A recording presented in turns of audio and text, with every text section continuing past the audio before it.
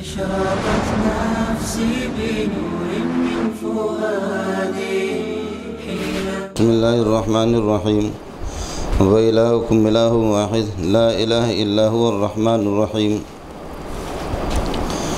یہ یہود پر یہ کہ رد چل رہا ہے جو تحویل قبلہ کے قائل نہیں ہے۔ تحویل قبلہ کا مسئلہ بھی ہوا اور قبلہ اور کعبہ کے ساتھ صفا مروہ کا مسئلہ بھی بیان فرمایا۔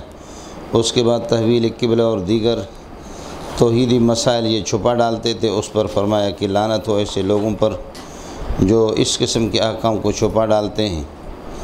اور اب بتا رہے توحید کا مسئلہ وَإِلَٰهُكُمْ إِلَٰهٌ وَاحِدٌ، لوگوں تمہارا معبود ایک ہی معبود ہے، لا الہ الا هو الرحمن الرحیم، کوئی معبود نہیں ہے، وہی ایک اللہ کی ذات ہے، لا الہ الا هو، پھر هو الرحمن الرحیم، وہ بڑے مہربان اور رحیم نہایت رحم والے ہیں۔ الہکم الہ واحد یہ دعویٰ ہے، یہ توحید کا مسئلہ ہے۔ اور آگے ان فی خلق السماوات والارض واختلاف اللیل والنہار والفلک التی تجری، یہ توحید پر یہ کہ دلائل ہے اللہ تعالیٰ کے وحدانیت پر۔ الہکم الہ واحد، واحد کا لفظ تین معنوں پر اس کا اطلاق ہوتا ہے۔ واحد کا ایک معنی یہ ہے جو ثانی کے مقابلے میں یہ واحد ہے، اس کا معنی یہ کہ اس کا ثانی نہیں ہے، اور یہ بھی اللہ کے لیے اس معنی کر کے بھی آپ اس کے اطلاق کر سکتے ہیں۔ اور واحد کا دوسرا معنی ہے کہ لا شریک لہ، یہ یکتا ہے جس کا کوئی شریک نہیں ہے۔ تیسرا واحد کا معنی یہ ہوتا ہے کہ لا ينقسم ولا يتجزا، جو تقسیم کو قبول نہیں کرتا، یہ ہے۔ اور ویسے واحد میں اور احد میں دونوں میں فرق یہ ہے، یہ جو احد ہے یہ بھی اصل میں واحد ہے، واحد سمجھے۔ احد اور واحد میں فرق یہ ہے، واحد کا معنی ایک اور احد کا معنی یکتا، قل هو اللہ احد اللہ الصمد۔ دوسرے الفاظ میں یہ کہیں کہ واحد تو عدد ہے لیکن احد عدد نہیں ہے، واحد عدد ہے اور احد عدد نہیں ہے۔ پانی نہیں آئے اسی میں سے دے یار، اس میں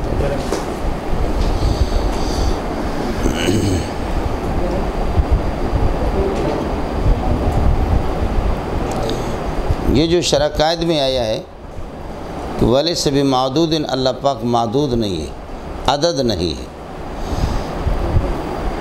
تو اللہ پر عدد کا اطلاق نہیں ہوگا، وہ معدود نہیں ہے، یکتا ہے لیکن معدود نہیں ہے۔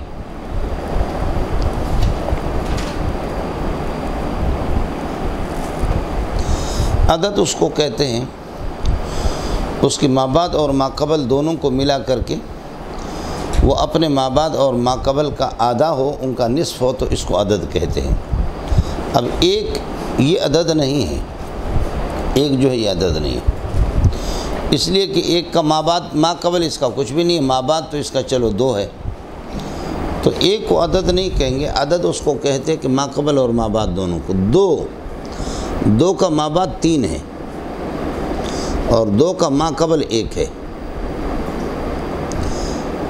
دو کا ماقبل ایک ہے، دو سے عدد شروع ہوں گے، اور دو کا مابعد تین ہے، تین اور ایک کتنے ہو گئے؟ چار ہو گئے، اور دو ان کا نصف۔ تین ایک عدد ہے،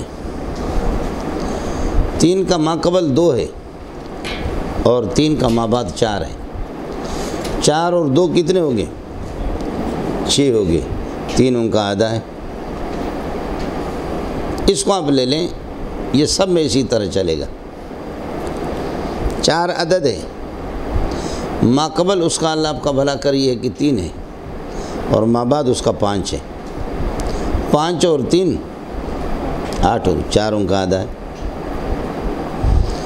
یہ ہے عدد۔ عدد کہتے اسی کو ہے کہ مابعد اور ماقبل دونوں کو ملا کر کے وہ اپنے مابعد اور ماقبل کے مجموعہ کا آدھا ہو، اسی کو عدد کہتے ہیں۔ تو ایک عدد نہیں ہے، اعداد کا سلسلہ دو سے شروع ہوتا ہے۔ تو اس بنیاد پر شرح قائد میں فرمایا کہ لیس بمعدود، اللہ تعالیٰ معدود نہیں، قابل عدد، عدد کا اطلاق اس پر نہیں ہوگا۔ بہرحال یہاں پر لفظ واحد آ گیا، واحد کا اطلاق اللہ واحد لا ثانی لہ، دوسرا واحد کا معنی اللہ واحد الہکم الہ واحد لا شریک لہ، اور تیسرا یہ کہ الہکم الہ واحد لا ينقسم ولا يتجزا، تقسیم کو قبول نہیں کرتا۔ وَإِلَٰهُكُمْ إِلَٰهٌ واحد، تینوں معنوں میں سے کوئی بھی یہاں پر آپ کریں گے ٹھیک ہوگا۔ وَإِلَٰهُكُمْ إِلَٰهٌ واحد لا الہ الا هو الرحمن الرحیم، لا الہ الا هو، یہ ہوا اللہ آپ کا بھلا کریے کہ یہ بدل ہے۔ لا الہ موجود الا هو، لا الہ موجودوں کی ضمیر سے بدل، لا الہ الا اللہ محمد رسول اللہ پہ بھی ترکیب اسی طرح ہوگی۔ لا الہ الا هو الرحمن الرحیم۔ اب اللہ کی وحدانیت پر دلیل ہے، ان فی خلق السماوات والارض واختلاف اللیل والنہار، آسمان و زمین کی پیدائش میں، آسمانوں کو جمع کہتے ہیں، تمام آسمان قابل انتفاع ہے، اور وَلَقَدْ خَلَقْنَا فَوْقَكُمْ سَبْعَ طَرَائِقَ، اور والارض ارض مفرد ہے۔ اس کی وجہ ہے کہ ہماری رسائی عرض اولا تک ہے، صرف ایک زمین تک، دوسرے تک نہیں ہے، آسمانوں تک ہماری رسائی ہے۔ آسمانوں میں ہم لوگ گئے بھی ہیں، پہلے آسمان میں، دوسرے میں، تیسرے میں، چوتھے میں، 7 آسمان ہیں جو میں نے آپ سے عرض کر دیا کہ 7 آسمانوں کے اندر انبیاء ہے، اعیاہما، جو آپ کو معلوم ہے۔ پہلے آسمان میں آدم علیہ السلام، دوسرے میں عیسیٰ، تیسرے میں یوسف علیہ السلام، چوتھے میں ادریس، 5ویں میں ہارون، چھٹے میں موسیٰ، 7ویں میں حضرت ابراہیم علیہ السلام، جن کو کہتے ہیں اعیاہما، سمجھے؟ یہ 7 آسمان ہو گئے اعیاہما۔ حضرت اقدس مولانا حسین علی رحمۃ اللہ یہ ترتیب ہے۔ تو وَلَقَدْ خَلَقْنَا فَوْقَكُمْ سَبْعَ طَرَائِقَ، 7 طریقے، 7 راستے ہم نے پیدا کر دیے، 7 میں کسی میں سورج ہے، کسی میں چاند ہے، کسی میں کیا ہے، چاند تو خیر پہلے آسمان سے بھی پہلے ہے۔ زمین تک ہماری رسائی نہیں ہے، صرف ایک زمین تک۔ امریکہ بابا نے 600 کلومیٹر کھدائی کی، 600 میٹر سے آگے مشین ان کی جا نہیں رہی ہے، انشاءاللہ اس سے آگے جائے گی یا خود غرق بھی ہو جائے گا۔ ایک زمین تک ہماری رسائی ہے۔ ان فی خلق السماوات والارض واختلاف اللیل والنہار، آسمان و زمینوں کی پیدائش میں، تخلیق میں، واختلاف اللیل، اور رات اور دن کی یہ کہ اختلاف میں، اور ان کی اللہ آپ کا بھلا کریے کی تبدیلی میں، رات کے اللہ آپ کا بھلا کرے کالا پن، اور دن کا یہ ہے کہ بیاض، یہی ہے کہ راتیں کبھی لمبی ہے، دن کا کچھ حصہ وہ لے لیتی ہیں، اور کبھی دن بڑے لمبے ہیں، رات کا کچھ حصہ لے لیتے ہیں۔ واختلاف اللیل والنہار والفلک التی، اور اس کشتیوں کے اندر، کشتیوں میں التی تجری فی البحر، وہ کشتیاں جو سمندر کے اندر، دریا کے اندر چلتی ہے، بما ان مال کو لے کر کے، ینفع الناس، ایسے ساز و سامان لے کر کے جو لوگوں کے لیے نافع ہیں، وفیما انزلہ اللہ من السماء، اور ان چیزوں کے اندر، ان بارشوں کے اندر جو اللہ پاک اتار دیتا ہے، وفیما انزلہ اللہ من ماء، جو پانی اللہ پاک اتار دیتا ہے، من السماء، آسمانوں سے، بادلوں میں سے، فاحیا بہ الارض بعد موتها، پس اس پانی کے ذریعے سے اللہ پاک زندہ کر دیتا، آباد کر دیتا، بھی اس پانی کے ذریعے سے الارض، زمین کو، بعد موتها، اس کی غیر آبادی کے بعد۔ وبث فیہا من کل دابۃ، وبث وفیما بث فیہا من کل دابۃ، اور اس زمین کے اندر ہر قسم کی یہ کہ چوپائے اللہ پاک نے پھیلا دیے، ان میں بھی وتصریف الریاح والسحاب المسخر، ہواؤں کے پھیرنے کے اندر، والسحاب المسخر، اور بادلیں المسخر بین السماء والارض، آسمان و زمین کے درمیان میں جو گھرے ہوئی ہے، ظاہر ہے کہ بادلیں لٹکی ہوئی آسمان و زمین کے درمیان میں، لآیات لقوم یعقلون، عقل مندوں کے لیے بہت دلائل ہے، نشانیاں، لآیات نشانیاں ہیں، لآیات کائنات لقوم یعقلون، عقل مند والوں کے لیے، لآیات دالۃ علی وحدانیت اللہ سبحانہ و تعالی، یہ 8 چیزیں ہو گئی، یہ قابل فکر اور قابل ذکر ہے کہ ان میں دیکھیں کہ اللہ کی وحدانیت کی ان میں کس کو کیا معنی ہے، کیا معلوم ہے کہ کیا فلسفہ ہے اس کا، کہ اللہ آپ کا بھلا کرے، کہ رات یہ ہے کہ کالے ہیں جن میں کچھ نظر نہیں آتا، دن یہ ہے کہ روشن ہے، اس کا فلسفہ کیا ہے، سردی کی راتیں لمبی ہے اور دن یہ ہے کہ اس میں چھوٹے ہیں، اور گرمی میں اس کا الٹ ہے، یہ کسی کے اختیار میں بھی نہیں ہے۔ ومن، اب یہ کہ یہ اللہ جو ان چیزوں کے، ان انقلابات کا مالک ہے، اس اللہ سے محبت ہونی چاہیے، لیکن اس کے باوجود ومن الناس من یتخذ من دون اللہ اندادا، بعض لوگوں میں سے وہ کہ من یتخذ من دون اللہ اندادا، جو اللہ کے علاوہ اندادا شریک بناتے ہیں، اللہ کے شریک اور پارٹنر بناتے ہیں، یحبونہم، ایسے شریک یحبونہم جن سے وہ محبت کرتے ہیں، حباً کائناً کا حب اللہ، جیسے کہ اللہ کی محبت ہوتی ہے، اپنے غیر اللہ کو انہوں نے اپنا محبوب بنایا، ان سے اس طرح محبت کرتے ہیں جیسے اللہ سے محبت کی جانی چاہیے۔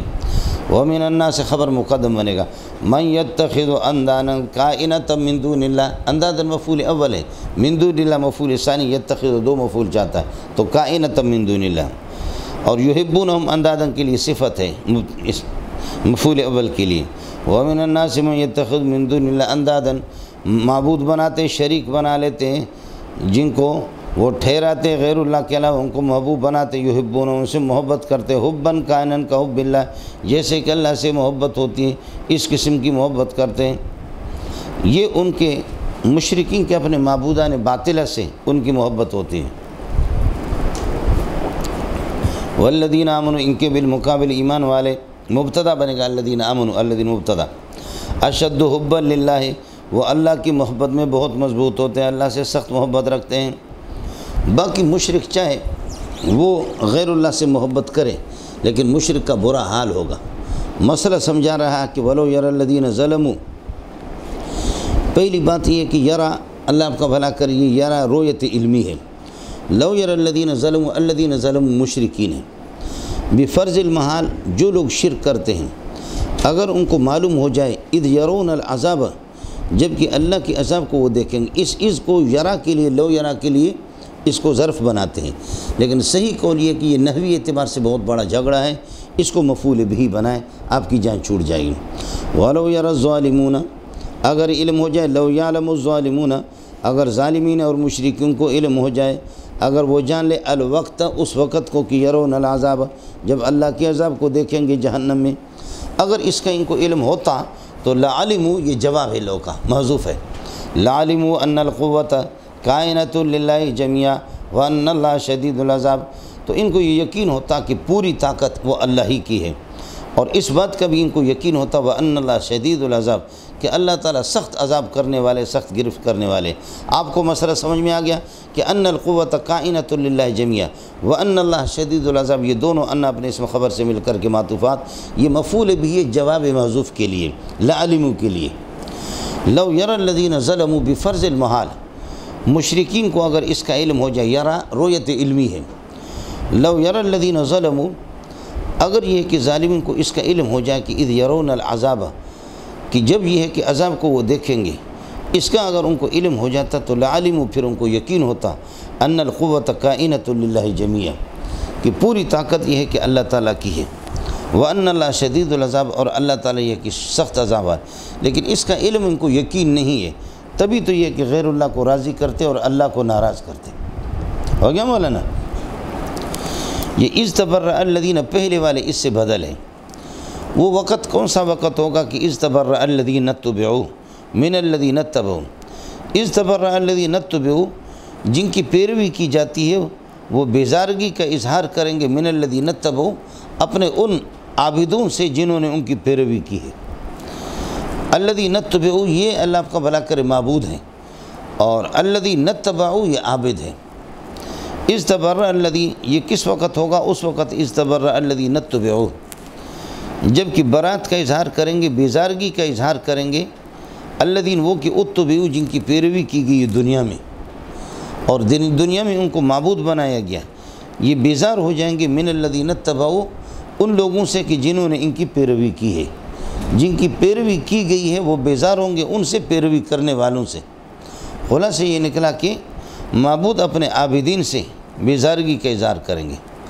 ورأوا العذاب، اس حال میں کہ وقد رأوا العذاب، جب کہ عذاب کو دیکھیں گے، عذاب کو دیکھیں گے، عذاب آمنے سامنے ہوگا تو معبودان باطلہ انکار کریں گے اپنے عابدوں سے کہ تم نے ہماری عبادت نہیں کی۔ وتقطعت بہم الاسباب، وتقطعت بمودتہم، ان کی محبت کی الاسباب، سارے علاقے اور تعلقات یہ ہے کہ وہ کٹ جائیں گے۔ وتقطعت بہم الاسباب، تعلقات ایک دوسرے کے ان کے سارے کٹ جائیں گے، عابد اور معبود کی جو دنیا میں رشتہ ہے۔ یہاں تو کہتے ہیں کہ ہؤلاء شفاعنا عند اللہ، یہ ہماری سفارش ہی اللہ کے ہم ہمارے سفارش کریں گے، لیکن قیامت کے دن آپ کے معبودان جن کی عبادت کی ہے وہ کہیں گے فکفیٰ باللہ شہیدا بیننا وبینکم، اللہ ہی گواہ ہے ان کنا عن عبادتکم لغافلین، تم نے ہماری عبادت نہیں کی۔ ومن اضل ممن یستجیب من دون اللہ، ومن اضل ممن یستجیب ومن اظلم ممن يدعو من دون الله من لا يستجيب له الى يوم القيامه وهم عن دعائهم غافلون۔ اس سے بڑا گمراہ کون ہے کہ ایسوں کو پکارتے ایسے معبودوں کو کہ جن کو کوئی پتہ نہیں ہے کہ ہمیں کون پکار رہا ہے۔ قیامت کے دن وہ کہیں گے کہ فکفیٰ باللہ شہیدا بیننا وبینکم، اللہ گواہ ہے، ما کن ان کن عن عبادتکم لغافلین، ہم تو تمہاری عبادت سے کیا بالکل غافل، آپ نے ہماری عبادت نہیں کی۔ خلاصہ یہ کہ بالکل بیزاری کا اظہار کریں گے تو یہ غریب تو پریشان تو ہو جائیں گے۔ پھر مشرکین، غریب کیا ہے؟ ظالم قسم کے مشرک۔ اذ تبرأ الذین اتبعوا من الذین اتبعوا، اس لیے ان اکابرین کو جن کو ہم پوجتے ہیں، کلندر کو، داتا کو، جائیں اکابرین ہیں، بزرگان دین ہیں، ان کی قبر پر جا کر کے سلام کریں، ان کے لیے دعا کریں، ان پر فاتحہ پڑھیں، اور یہ بھی دیکھیں کہ اللہ نے کتنے اونچے مقام پر ان کو فائز کیا ہے، اور اس مقام پر یہ پہنچے کہاں سے پہنچے؟ محمد رسول اللہ کی پیروی کرتے ہوئے اس مقام کو انہوں نے حاصل کیا۔ لہذا ہمیں بھی وہی راستہ اختیار کرنا ہوگا جس راستے کے اختیار کرنے سے اللہ نے ان کو اس مقام پہ پہنچایا، ہم بھی اسی راستے، بجائے اس کے کہ جا کر کے ہم ان کی عبادت کریں اور سجدہ کریں، جیسے کہ ہمارے امیر المومنین نے آپ کو پتہ ہے جا کر کے سجدہ کیا تھا، اور اس پر پھر یہ کہ سلسلہ چل پڑا مولویوں کا کہ بھئی مشرک ہو گیا نہیں ہو گیا، کافر بن گیا یا نہیں بن گیا۔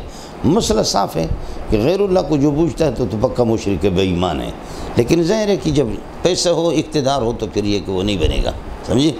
پھر مولویوں کی فتویٰ میں تھوڑی سی نرمی آ جائے گی،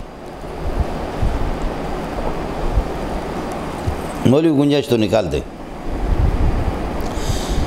اذ تبرأ الذین اتبعوا، یہ ماضی مستقبل کے معنی میں ہے، جبکہ بیزاری کا اظہار کریں گے وہ جن کی پیروی کی گئی ہے، وہ بیزار ہوں گے الذین اتبعوا من الذین اتبعوا، ان سے جنہوں نے پیروی کی، اور حال یہ کہ وقد رأوا العذاب، عذاب کو دیکھیں گے، وتقطعت بینہم الاسباب، ان کے درمیان کی جو تعلقات ہیں وہ سارے کے سارے کٹ جائیں گے، ختم ہو جائیں گے۔ وقال الذین اتبعوا، یہ سب ماضی مضارع اور مستقبل کے معنی میں ہیں۔ وقال الذین اتبعوا، پیروی کرنے والے یعنی عابد جو دنیا میں پیروی کرتے ہیں، وہ کہیں گے قیامت کے دن لو ثبت ان لنا کرتن بفرض المحال، اگر ایک بار بھی ہمیں واپسی ہو جائے، کرتن ایک مرتبہ ہماری واپسی ہو جائے، فنتبرأ من المعبودین، ان معبودین سے ہم بھی اس طرح بیزار ہو جائیں گے، تبرعا کائنا، ایسی بیزاری کما تبرؤ منا، جیسے کہ یہ ہم سے یہ ہے کہ بیزار ہو گئے۔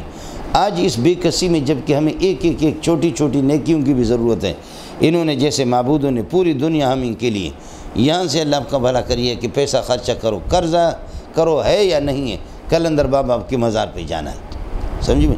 تو کلندر بابا جو اللہ کی ولی ہے، اس غریب نے آپ کو کب کہا تھا کہ پیسے قرضہ کر کے اس طرح آ کر کے پھر یہ کہ شرک کرو میرے پاس، سمجھے؟ اب خواہ دماغ تیرا خراب ہو گیا، اس وجہ سے اولیاء اللہ کو، یا یہ ہے کہ اولیاء اللہ کے علاوہ عام اعداء اللہ کو جس کو بھی ہم نے پوجا ہے وہ ہمارے کام نہیں آئیں گے، اس لیے اولیاء اللہ کو پوجنا نہیں چاہیے۔ اولیاء اللہ کے قبر پر جا کر کے دعا کر لو اور ان سے کہ اللہ تعالیٰ آپ کو بھی اسی طرح یہ ہے کہ نیکی کی توفیق عطا فرمائے جیسے اللہ نے ان کو توفیق دی۔ وقال الذین اتبعوا، یقولوا کے معنی میں ہے جنہوں نے پیروی کی ہے، وہ کہیں گے لو ثبت ان لنا کرتن بفرض المحال، ہماری ایک بار بھی واپسی ہو، فنتبرأ من المعبودین، ہم ان سے یہ ہے کہ اس طرح بیزار ہو جائیں گے، تبرعا کائنا کما تبرؤوا منا، جیسے کہ یہ ہم سے بیزار ہو۔ اللہ فرماتے کہ یریہم اللہ اعمالہم حسرات، اللہ پاک ان کی اعمال ان کو ندامت کی شکل میں، حسرات کی شکل میں اس طرح دکھائے گا جیسے کہ ان مشرکین کو دکھا دیا۔ وما ہم بخارجین من نار جہنم، نار جہنم سے یہ نکلنے والے ہوں گے نہیں، نکل نہیں سکیں گے۔ مثلا مولانا آپ کو سمجھ میں آ گیا، یہ یریہم، ارا یری اراتن، یہ 3 مفعول چاہتا ہے۔ آئے مثلا ایک یہ ہے کہ ارا یری اراتن کا معنی دکھانا، دوسرا یہ ہے کہ یہ رویت علمی سے ہو، یہ رویت علمی سے، ایک رویت بصری سے، تو ہوگا یریہم اللہ اعمالہم حسرات، اللہ تعالیٰ دکھا دے گا ان کو، اللہ ان کو دکھا دے گا ان کے اعمال حسرات، حسرت کی شکل میں، کہ افسوس اور حسرت کی شکل میں ان کے سامنے یہ کہ اعمال آئیں گے، یہ اعمال متشکل ہوں گے، لہذا اعراض کا وجود ہے، مستقل متشکل ہے، اللہ ان کو دکھا دے گا، جبکہ رویت بصری ہو۔ رویت اگر علمی ہو تو پھر کذالک یریہم اللہ، اے یعلمہم اللہ، یخبرہم اللہ، اللہ ان کو خبر دے گا اور بتا دے گا اللہ یہ کہ ان کو معلوم کرا دے گا ان کے اعمال کہ درا حال ہے کہ یہ اعمال یہ کہ حسرت کی شکل میں ہوں گے، افسوس ہوں گے ان کے لیے۔ وما هم بخارجین من النار، بازائدہ ہے ماں کی خبر پر، وما هم بخارجین من النار، یہ یہاں تک ہو گیا۔ اس کے بعد اب یہ ہے کہ اللہ آپ کا بھلا کرے، بتا رہے ہیں شرک کی مضرتیں تو بتا دی کہ شرک کیا ہے، لہذا اب بتا رہے کہ لہذا اجتناب کرو، اللہ آپ کا بھلا کرے اس سے، مشرکین کی پیروی تحلیل و تحریم میں بھی نہ کر دو۔ غیر اللہ کو محلل سمجھنا، غیر اللہ کو محرم سمجھنا، یہ بھی شرک ہے۔ محلل اور محرم اللہ کی ذات ہے مولانا۔ رسول پاک صلی اللہ علیہ وسلم بھی محلل اور محرم نہیں ہے۔ آپ کو جو محلل اور محرم اگر کہیں کہا بھی گیا ہے وہ مجازن کہا گیا ہے۔ محلل کسی چیز کو حلال قرار دینا اور محرم حرام قرار دینے والا اللہ کی ذات ہے، نبی کو اس کا اختیار نہیں ہے، اس لیے کہتے ہیں لما تحرم ما احل اللہ لک، اللہ نے جو چیزیں حلال قرار دی ہے آپ کیسے ان کو حرام قرار دیتے ہیں؟ آپ کو حرام قرار دینے کا کوئی اختیار نہیں ہے۔ اس لیے اللہ کے علاوہ کسی چیز کو حلال قرار دینے والا، حلال کرنے والا، اور کسی چیز کو حرام قرار دینے والا کوئی بھی نہیں ہے، سمجھے؟ یہ جو مظلوم امام شافعی، امام مالک اور احمد بن حنبل، ان غریبوں کو کہ ان کے ائمہ ہر چیز کو حرام یہ ہے کہ حرام قرار دیتے ہیں حلال کا، ائمہ ان کی یہ تقلید جو کرتے ہیں حلال و حرام میں، تو ابو حنیفہ محرم نہیں ہے، حلال و حرام قرار دینے کا اختیار نہیں ہے، حلال و حرام بتانے والے ہیں، بنانے والے نہیں ہیں، سمجھتے ہیں؟ یہ جیسے کہ کہتے ہیں مولوی کے بارے میں، یہ مولوی لوگوں کو کافر بنانے والے ہیں، ان کا کوئی بھی کام نہیں ہے ان مولویوں کا لوگوں کو کافر بنانے والے۔ مولوی کافر بنانے والا نہیں ہے بلکہ بتانے والا ہے۔ کافر تو بغیرت تو خود بنا ہے، کافر تو خود بنا، اپنا منہ کالا کیا ہے کہ تجھے توحید کا پتہ نہیں ہے، اللہ کے پارٹنر لا کر کے شریک بنا دی۔ کافر تو خود بنا ہے، لیکن تیرے جیسے اندھے تجھے کافر بتاتے نہیں ہے، مولوی تجھے بتاتے ہیں۔ تو کافر تو نے خود اپنے آپ کو بنا دیا، مولوی آ کر کے تجھے کافر بتاتا ہے، بناتا نہیں ہے، بن تو خود گیا ہے۔ مولوی کا صرف اتنا قصور ہے کہ ٹٹی کو اور پاخانے کو ٹٹی بتاتا ہے، ٹٹی بناتا نہیں۔ اگر کسی نے ٹٹی کر لیا اس نے، مولوی نے بتا دیا۔ یہی حال ہے کفر کے، کفر کا گند کافر کا اپنا گند ہے، سمجھ رہے ہیں؟ علماء اتنا بھی ان کا قصور ہے کہ وہ کفر کو کفر نہ بتائیں، برائی کو برائی نہ بتائیں۔ آپ کو مسئلہ سمجھ میں آ گیا؟ امام ابو حنیفہ رحمۃ اللہ علیہ، امام ابو حنیفہ کو اور امام شافعی احمد بن حنبل کو، جب خود رسول پاک صلی اللہ علیہ وسلم کو حلال و حرام کا اختیار نہیں ہے، سمجھے؟ حضرت بھی حلال و حرام بتاتے ہیں، بناتے نہیں ہیں۔ یا ایھا الناس کلوا مما فی الارض حلالا طیبا۔ اب یہ کہ اللہ آپ کا بھلا کرے، شرک تحلیل و تحریم سے ڈرانے کا۔ یا ایھا الناس، لوگوں، کلوا حلالا طیبا، پاکیزہ، آپ کو سمجھ میں آ گیا؟ کلوا حلالا طیبا، پاکیزہ چیزیں کھاؤ، اور مما فی الارض، مما ثبت فی الارض، جو زمین میں ہے۔ ولا تتبعوا خطوات الشیطان، شیطان کے قدموں کی پیروی نہ کر دو۔ لا تتبعوا خطوات الشیطان، شیطان کی قدموں کے نقش قدم کی پیروی نہ کرو۔ کس چیز میں؟ فی التحلیل و تحریم، حلال و حرام میں۔ انہ لکم عدو مبین، بے شک شیطان تمہارا کھلم کھلا دشمن ہے۔ یہ اللہ کی طرف سے تشخیص ہے، تشخیص کی ہے کہ دنیا کے اندر، کائنات کے اندر یہ ہے کہ شیطان ہی تمہارا، اللہ آپ کا بھلا کرے، کیا ہے؟ وہ تمہارا کھلم کھلا دشمن ہے۔ انما یامرکم بالسوء والفحشاء، بے شک شیطان تمہیں حکم دے گا برائی کا، والفحشاء، اور بے حیائی کا، اور اس بات کا حکم دے گا کہ ان تقولوا علی اللہ ما لا تعلمون، یہ کہ آپ اللہ کے خلاف جھوٹ بولیں، وہ جھوٹ کہ لا تعلمون ہو، جس کی خباثت کا آپ کو پتہ نہیں ہے۔ تحلیل و تحریم کے سلسلے میں، حلال و حرام کے سلسلے میں اپنے طرف سے سب کچھ گھڑتے رہیں، یہ شیطان آپ کو کرے گا۔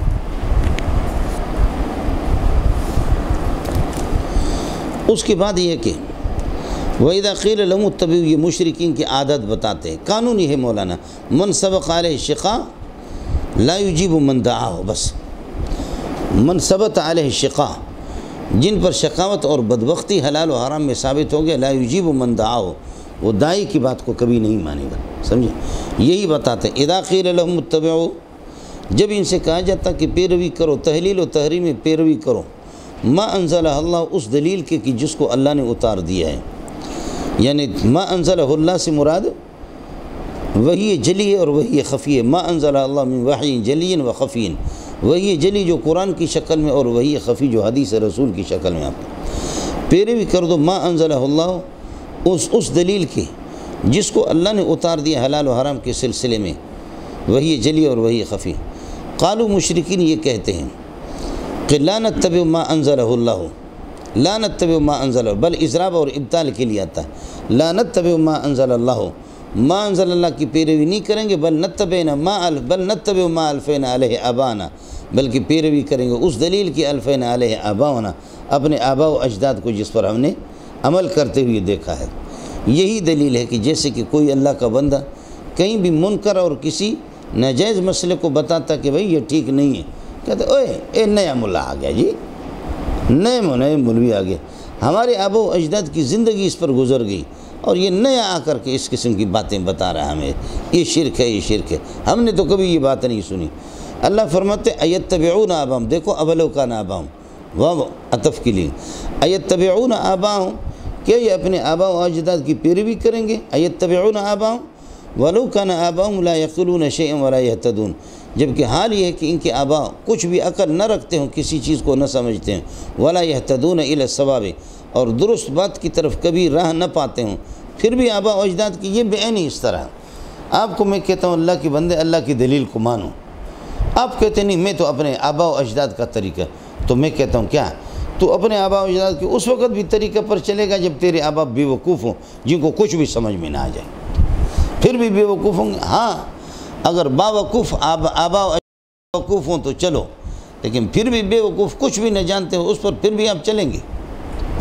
یہ تو اس طرح جیسے کہ اللہ آپ کا بھلا کرے، ہمارے پہاڑوں میں جو جہالت چلی ہے، جہاں پر یہ کہ قرآن و سنت کو کوئی نہیں جانتا، آپ کہتے کہ بابا اس طرح نہ کرو، وہ کہتے نہیں ہم نے تو پہاڑوں میں قرآن حدیث آیا کہاں ہے، سمجھی؟ تو وہی تم اپنے بلوچی انداز میں چلو گے اور کیا کرو گے، کچھ پہلے پڑھ گئے ملنگو ایتبعون آباہم وَإِذَا قِيلَ لَهُمُ اتَّبِعُوا مَا أَنزَلَ اللَّهُ، یہاں اس جگہ پر تقلید کی بات کو چھیڑتے علماء کہتے ہیں التقلید هو الاتباع، تقلید اتباع ہے، تقلید کی بات کو کوئی آدمی یقیمون الصلاۃ کے تحت چھیڑتا نہیں ہے، وَيُنْفِقُونَ مِمَّا رَزَقْنَاهُمْ کے تحت کوئی نہیں چھیڑتا۔ تقلید کی بات کو اس جگہ پر علماء چھیڑتے کیوں؟ مفسرین اس جگہ پر اتباع کے تحت اتبعوا ما انزل اللہ اس جگہ پر چھیڑتے ہیں، تو اس کا مطلب یہ ہے کہ تقلید اور اتباع دونوں کے دونوں ایک ہی چیز ہے، کاش کہ آپ کو سمجھ میں آ جائے۔ یہ جو کہتے ہیں کہ اتباع بھی دلیل ہوتی ہے، اتباع وہ ہے کہ جو بھی دلیل ما دلیل ہو، اور تقلید وہ ہوتی ہے کہ جس میں کوئی دلیل نہیں ہوتی، وہ بلا دلیل ہوتی۔ حضرت اقدس حکیم الامت نے بھی مالکیہ کا قول کسی مالکی کا یہ نقل کیا ہے، اس کو حضرت، اور یہ ہمارے لیے درد سر بن گیا۔ بات صاف سی ہے مولانا کہ حضرت اقدس حکیم الامت تھانوی رحمۃ اللہ علیہ کا یہ قول ہمارے لیے کوئی حجت نہیں۔ لغت کی کتابیں جیسے لسان العرب وغیرہ دیگر کتابیں آپ دیں گے، تقلید اور اتباع ایک ہی چیز ہے، آپ سمجھ رہے ہیں؟ التقلید هو الاتباع، یہ تعریف حقیقی ہے، اور بعض کتابوں میں اس لیے التقلید اے الاتباع، اور اے کا قانون یہ ہے کہ ما قبل اور ما بعد دونوں کے دونوں ایک ہوتے، ایک التقلید یعنی الاتباع، دوسرا التقلید آنی الاتباع، یعنی تانی میں ما قبل اور ما بعد میں فرق ہوتا ہے، لیکن اے میں کبھی فرق نہیں ہوتا۔ التقلید اے الاتباع، یہ اے کی حیثیت جو ہوتی ہے یہ معطوف علیہ اور عطف بیان کے درمیان میں آتا ہے، یہ دونوں کے دونوں ایک ہی ہوتا ہے، سمجھے؟ یہ کہہ دینا حضرت اقدس کا، یہ حضرت کا تسامح ہے کہ اتباع میں یہ ہے کہ دلیل ہوتی ہے اور تقلید کے اندر دلیل نہیں ہوتی، ایسا نہیں ہے۔ اتباع بھی دلیل بھی ہے، اتباع بلا دلیل ہے، تقلید بھی دلیل ہے، تقلید بھی بلا دلیل ہے، آپ سمجھ رہے ہیں؟ اتباع بھی دلیل جیسے کہ اتبعوا ما انزل اللہ، ما انزل اللہ کی پیروی کرو گے، یا اتبعوا ما انزل الیکم من ربکم ولا تتبعوا من دون اولیاء، یہ اتباع بھی دلیل ہے۔ اور لا تتبعوا خطوات الشیطان ومن یتبع خطوات الشیطان، جو شیطان کی پیروی کرے گا، تو شیطان کی پیروی کرنے کے پاس کون سی دلیل ہے؟ یہ کہہ دینا کہ اتباع اللہ آپ کا بھلا کرے کیا ہے، وہ ما دلیل ہے، شیطان کے پیچھے جو چلتا ہے اس کے پاس کون سی دلیل ہے؟ ومن یتبع خطوات الشیطان، آپ کو مسئلہ سمجھ میں آ گیا؟ اس لیے یہ حضرت اقدس کا تسامح ہے حضرت تھانوی رحمۃ اللہ علیہ کا، سمجھے؟ تقلید بھی اسی درجے، اتباع بھی دلیل بھی ہے، اتبع ما انزل اللہ، اتباع بلا دلیل ہے، ومن یتبع خطوات الشیطان، اسی طرح تقلید بھی دلیل ہے کہ ما دلیل، اور تقلید بلا دلیل بھی ہے، دو چیزیں ہیں۔ تقلید میں دلیل ہوتی ہے، لیکن دلیل کا ادراک کر لینا یہ مجتہد کا کام ہے، فقیہ کا کام ہے۔ میں جن مسائل کو لے رہا ہوں مجتہد سے وہ بلا دلیل نہیں ہے، ان میں دلیل ہے لیکن اس دلیل کی استعداد میرے اندر نہیں ہے۔ میں دلیل کو، آپ میں سے جو استعداد والا ہے مجھے بتائے، دیکھیں نا کہ آپ تو فاضل ہے،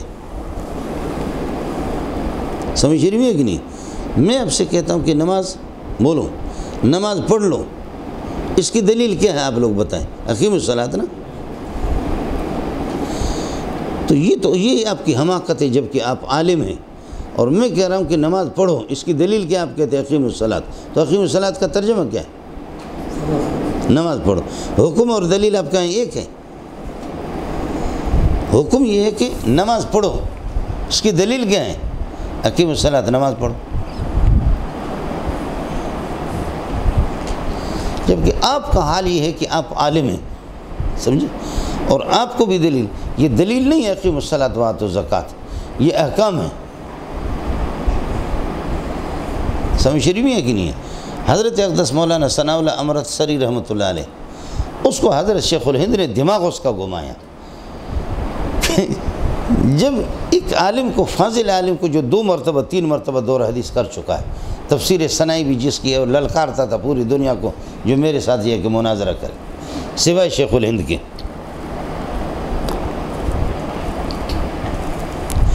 حضرت نے فرمایا کہ آپ اتنے غبی ہیں کہ اس غبی سے ہم کیا گفتگو کریں گے؟ جیسے کہ ایمان کو مرکب کہہ دینا، تو حضرت نے فرمایا کہ ایمان کا ترکیب مرکب اور بسیط ہونا یہ امور اعتباریہ میں سے، حقیقتاً ایمان مقول کیف میں سے، چاہے غیر مقلد ہو یا مقلد ہو، سب کہتے کہ ایمان مقول کیف میں سے، اور الکیف عارض لا یتوقف تعقل ولا تعقل الغیر ولا یقتضی القسمت واللہ قسمت فی محل ہی اقتضان اولین، جو آپ نے مختصر معنی میں پڑھا ہے، جا کر کے مختصر دیکھ لیں۔ ایمان جب مقول کیف میں سے، تو مقول کیف تقسیم کو قبول ہی نہیں کرتا، تو مرکب کہاں سے بناؤ گے اس کو؟ حضرت نے فرمایا کہ اب گھومو، تمہارے غیر مقلدین کے ہاں پوری دنیا کے ہاں ایمان مقول کیف میں سے، اگر تم اس کو مقول کیف نہ مانتے تو پھر ہم آپ سے کچھ کہتے، آپ کہتے بھی ہیں مقول کیف، تو مقول کیف یہ ہے کہ وہ تقسیم کو قبول ہی نہیں کرتا، اس میں تقسیم ہی نہیں ہوتی، اس لیے حضرت نے فرمایا کہ گھومو۔ صلی اللہ علیہ وسلم تسری اس دنیا سے مر گیا، اور اس کے بعد والے بھی آگے، لیکن ایسے غبی ہے کہ اس چیز کو سمجھ بھی نہیں سکے، اور اس کے آج تک ان سے جواب بنا بھی نہیں۔ اور یہی حال ہے، آپ سے کہہ رہا ہوں کہ اقیم الصلاۃ وآتوا الزکوٰۃ یہ دلائل نہیں ہے، یہ خود احکام ہے۔ میرا آپ پر 100 روپے ہے نا، بولو، میں دعویٰ کر رہا ہوں آپ پر میرا 100 روپے قرضہ ہے، آپ کہیں دلیل پیش کریں، تو میں کہتا ہوں دلیل یہ کہ میرا آپ پر 100 روپے قرضہ ہے۔ میرا آپ پر 200 روپے قرضہ ہے، دلیل کیا ہے؟ دلیل یہ میرا آپ پر 200 روپے قرضہ ہے۔ تو یہ دلیل اور دعویٰ میں تو کوئی فرق ہی نہیں ہے۔ آپ کو بھی کہہ رہا ہوں کہ نماز پڑھو، دلیل کیا ہے؟ آپ کہتے ہیں حکیم الصلاۃ، نماز پڑھو۔ آپ کو بات سمجھ میں آ گئی؟ یہ ہے۔ اب آپ کہیں گے اس کا جواب کیا ہے؟ تو میں نے جواب آپ کو نہیں دیا، لیکن صرف تھوڑا سا اشارہ کر دیا آپ کو کہ یہ اقیم الصلاۃ وآتوا الزکوٰۃ یہ دلائل نہیں، یہ احکام ہے، یہ خود حکم ہے، سمجھ شریف ہے کہ نہیں؟ یہ ہے جی، دلیل کا ادراک کر دینا ہر کس و ناقص کی بس کی بات نہیں ہے، سمجھے؟ ہر کس و ناقص، چنانچہ ایک غیر مقلد عالم جو بڑے قیمتی آدمی ہے، لیکن اس سے ہمارے کوئٹہ میں گفتگو ہوگی، تو حضرت مفتی عبدالسلام دامت برکاتہ اللہ علیہ دیگر حضرات تھے، تو ان سے میں نے کہا کہ آپ مجتہد ہے کہ اس اعتبار سے میں آپ سے گفتگو کروں، یا آپ مقلد ہے؟ میں اسی زبان میں تو کمزور قسم کا آدمی ہوں، مقلد ہوں، تو ابو حنیفہ کو چیلنج نہ دے، ہم غریبوں سے گفتگو کر لیں۔ آپ مقلد ہے تو اس اعتبار سے آپ سے گفتگو کی جائے، اور اگر مجتہد ہے تو پھر یہ کہ ہم بھی کوشش کریں، مجتہد تو ہم نہیں بن سکتے، لیکن کوشش کریں کہ تیرے جیسے مجتہد سے اس انداز میں گفتگو ہو جائے۔ اگر مقلد کہتا ہے تو شرک لازم آتا، مجتہد کہتا ہے تو اس کے لیے وہ صلاحیتیں چاہیے، وہ اس میں ہے ہی نہیں۔ کہنے لگے نہ میں مجتہد ہوں نہ میں مقلد ہوں، بلکہ محقق تحقیق کرنے والے، تحقیق۔ تو میں نے کہا کہ تحقیق کا معنی آپ بتا دیں، تحقیق کیا ہے؟ کہتے حقق یحقق تحقیقا، تحقیق کرنا۔ اللہ کے بندے یہ نہیں ہے معنی، تحقیق کا معنی بتا دیں۔ حقق یحقق تحقیقا، تحقیق کرنا، سمجھے؟ نہیں، اصل چیز بتا دو کہ تحقیق ہے کیا، تحقیق اور تدقیق کیا ہے۔ تو اس شیخ الحدیث کو آخر تک یہ ہے کہ اس کو تحقیق کا معنی نہیں ہے۔ حقق یحقق کو تحقیقاً صیغہ بتا رہے ہیں، اب تحقیق کرنا یہ اردو والا مسئلہ ہے، ہم اس اردو پہ نہیں چلیں گے۔ تحقیق کہتے ہیں اثبات المسألۃ بالدلیل، تحقیق کا معنی یہ ہے اثبات المسألۃ بالدلیل، آدمی مسئلے کو دلیل سے ثابت کرے۔ اور تدقیق کہتے ہیں اثبات الدلیل بالدلیل الاخر، دلیل کو دلیل سے ثابت کر دے۔ وضو کے اندر نیت ضروری ہے، وضو کے اندر نیت ضروری ہے، یہ دعویٰ ہے۔ کیوں؟ لأنه عمل من الاعمال، یہ اعمال میں سے ایک عمل ہے، یہ صغرا۔ وكل عمل لا بد فيه من النیت، اور ہر عمل اختیاری کے اندر نیت ضروری ہے۔ نتیجہ یہ نکلا فالوضوء لا بد فيه من النیت۔ الوضوء عمل من الاعمال، الوضوء لا بد فيه من النیت، یہ ہے دعویٰ۔ اس کی وجہ یہ ہے کہ لأنه عمل من الاعمال، یہ عمل میں سے ایک عمل ہے، یہ صغرا۔ وكل عمل لا بد فيه من النیت، ہر عمل میں نیت ضروری ہے، یہ کبرا۔ چونکہ صغرا کی کوئی حیثیت نہیں ہوتی، مدار نتیجہ کبرا ہوتا ہے، اس وجہ سے اس کو کہتے کبرا۔ وكل عمل لا بد فيه من النیت، عمل اختیاری میں نیت ضروری ہے، نتیجہ نکلا فالوضوء لا بد فيه من النیت۔ اب یہ کہ کل عمل لا بد فيه من النیت کبرا، یہ تحقیق ہے، کبرا پیش کر دیں مدار نے۔ پھر اس کبرا کی کہ ہر عمل کے اندر نیت ضروری، اس کی دلیل کیا ہے؟ دلیل اس کی انما الاعمال بالنیات وانما لامرئ ما نوى فمن كانت هجرته الى الله ورسوله فهجرته الى الله ورسوله۔ کس کو سمجھ میں آ گیا؟ اب کبرا جو خود کبرا ہے، نفس کبرا کو پیش کر دینا یہ دلیل ہے، اور کبرا کو دلیل سے ثابت کر دینا اثبات الدلیل بالدلیل الاخر، سمجھے؟ یہ اللہ آپ کا بھلا کرے، کیا تحقیق ہے۔ تو تحقیق کا معنی ہوتا ہے اثبات المسألۃ بالدلیل، مسئلہ کو دلیل سے ثابت کر لینا۔ اور ان کا حال یہ ہے کہ اللہ آپ کا بھلا کرے تحقیق اور تدقیق کا فرق بھی معلوم نہیں۔ آخر تک مولوی صاحب یہ ہے کہ وہ غریب، اس نے اس طریقے پر کیا کہ تحقیق کا مسئلہ بتایا نہیں، تو میں ہنسنے لگا، بہت ہنسا۔ تو ہنسا تو اس کے ایک مرید نے کہا، میں نے کہا کہ دیکھیے ابھی تک بس شروع نہیں ہوئی کہ تمہارا شیخ الحدیث کا حال یہ ہے کہ تحقیق کا معنی بھی معلوم نہیں۔ تو جب ہنسا حضرت پر تو مرید نے کہا کہ آپ بڑے بدتمیز ہیں، اور حضرت اقدس نے خود بھی فرمایا کہ بدتمیز ہے، اخلاق نہیں ہے، سمجھے بولنے کا۔ تو میں نے بھی کس کر کے منہ پہ تھپڑ مارا، سمجھے؟ بس وہیں سے لڑائی شروع ہوگی، حق کو تحقیق ہے، سمجھے بھی؟ 9 آدمی ہم تھے اور 5 آدمی وہ تھے، شیخ الحدیث کو پکڑ کر کے انہوں نے تبلیغ نے لایا تھا۔ تو الحمدللہ حق کو تحقیق، دقہ کو تدقیق، سمجھے بھی؟ تو پھر یہ کہ خوب لڑائی ہماری ہوگی، آئے سمجھے؟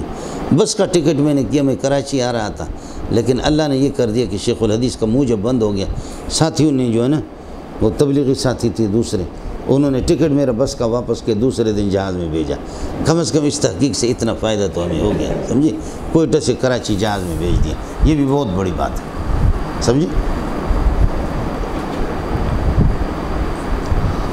جیسے کہ اس زمانے کے اندر جو مفتی ہے، ہم میں سے کوئی آج کل مفتی نہیں ہے ناقل الفتویٰ ہے کہ فلاں نے یہ کہا، خود مسئلے کو نصوص کے اندر گھس کر کے نکالے۔ جہاں بھی مسئلہ شروع ہوگا، شامیہ نے یہ لکھا، عالمگیری نے یہ لکھا، مبسوط سرخسی نے لکھا، ہدایہ نے یہ لکھا۔ تو یہ مفتی کہاں کا؟ یہ تو ناقل الفتویٰ ہے۔ اس لیے علامہ شامی رحمۃ اللہ علیہ فرماتے کہ مفتی کا زمانہ بھی اب ختم ہو گیا۔ وہ مفتی جو تھے اس زمانے کے اندر بڑے قیمتی ہوتے تھے، آج کل کے مفتی وہ افتاء سے مشتق نہیں ہے، بلکہ کیا ہیں؟ وہ مفت سے مشتق ہے، سمجھے میں لوگوں؟ اب مفتی مفت ہو گیا، ناقل الفتویٰ ہے۔ کسی کی مسئلے کو نقل کرنا الگ ہے، کسی کی قول کو نقل کر دینا یہ الگ ہے، یہ تحقیق نہیں ہے، یہ نقل تحقیق ہے، یہ نقل تحقیق. اور تحقیق خود یہ کہ مسئلہ کو ثابت کر لینے، عبارت النص، دلالت النص، اقتضاء النص، اشارت النص، جو استنباط کے طریقے ہوتے اس طریقے پر ثابت کرنا.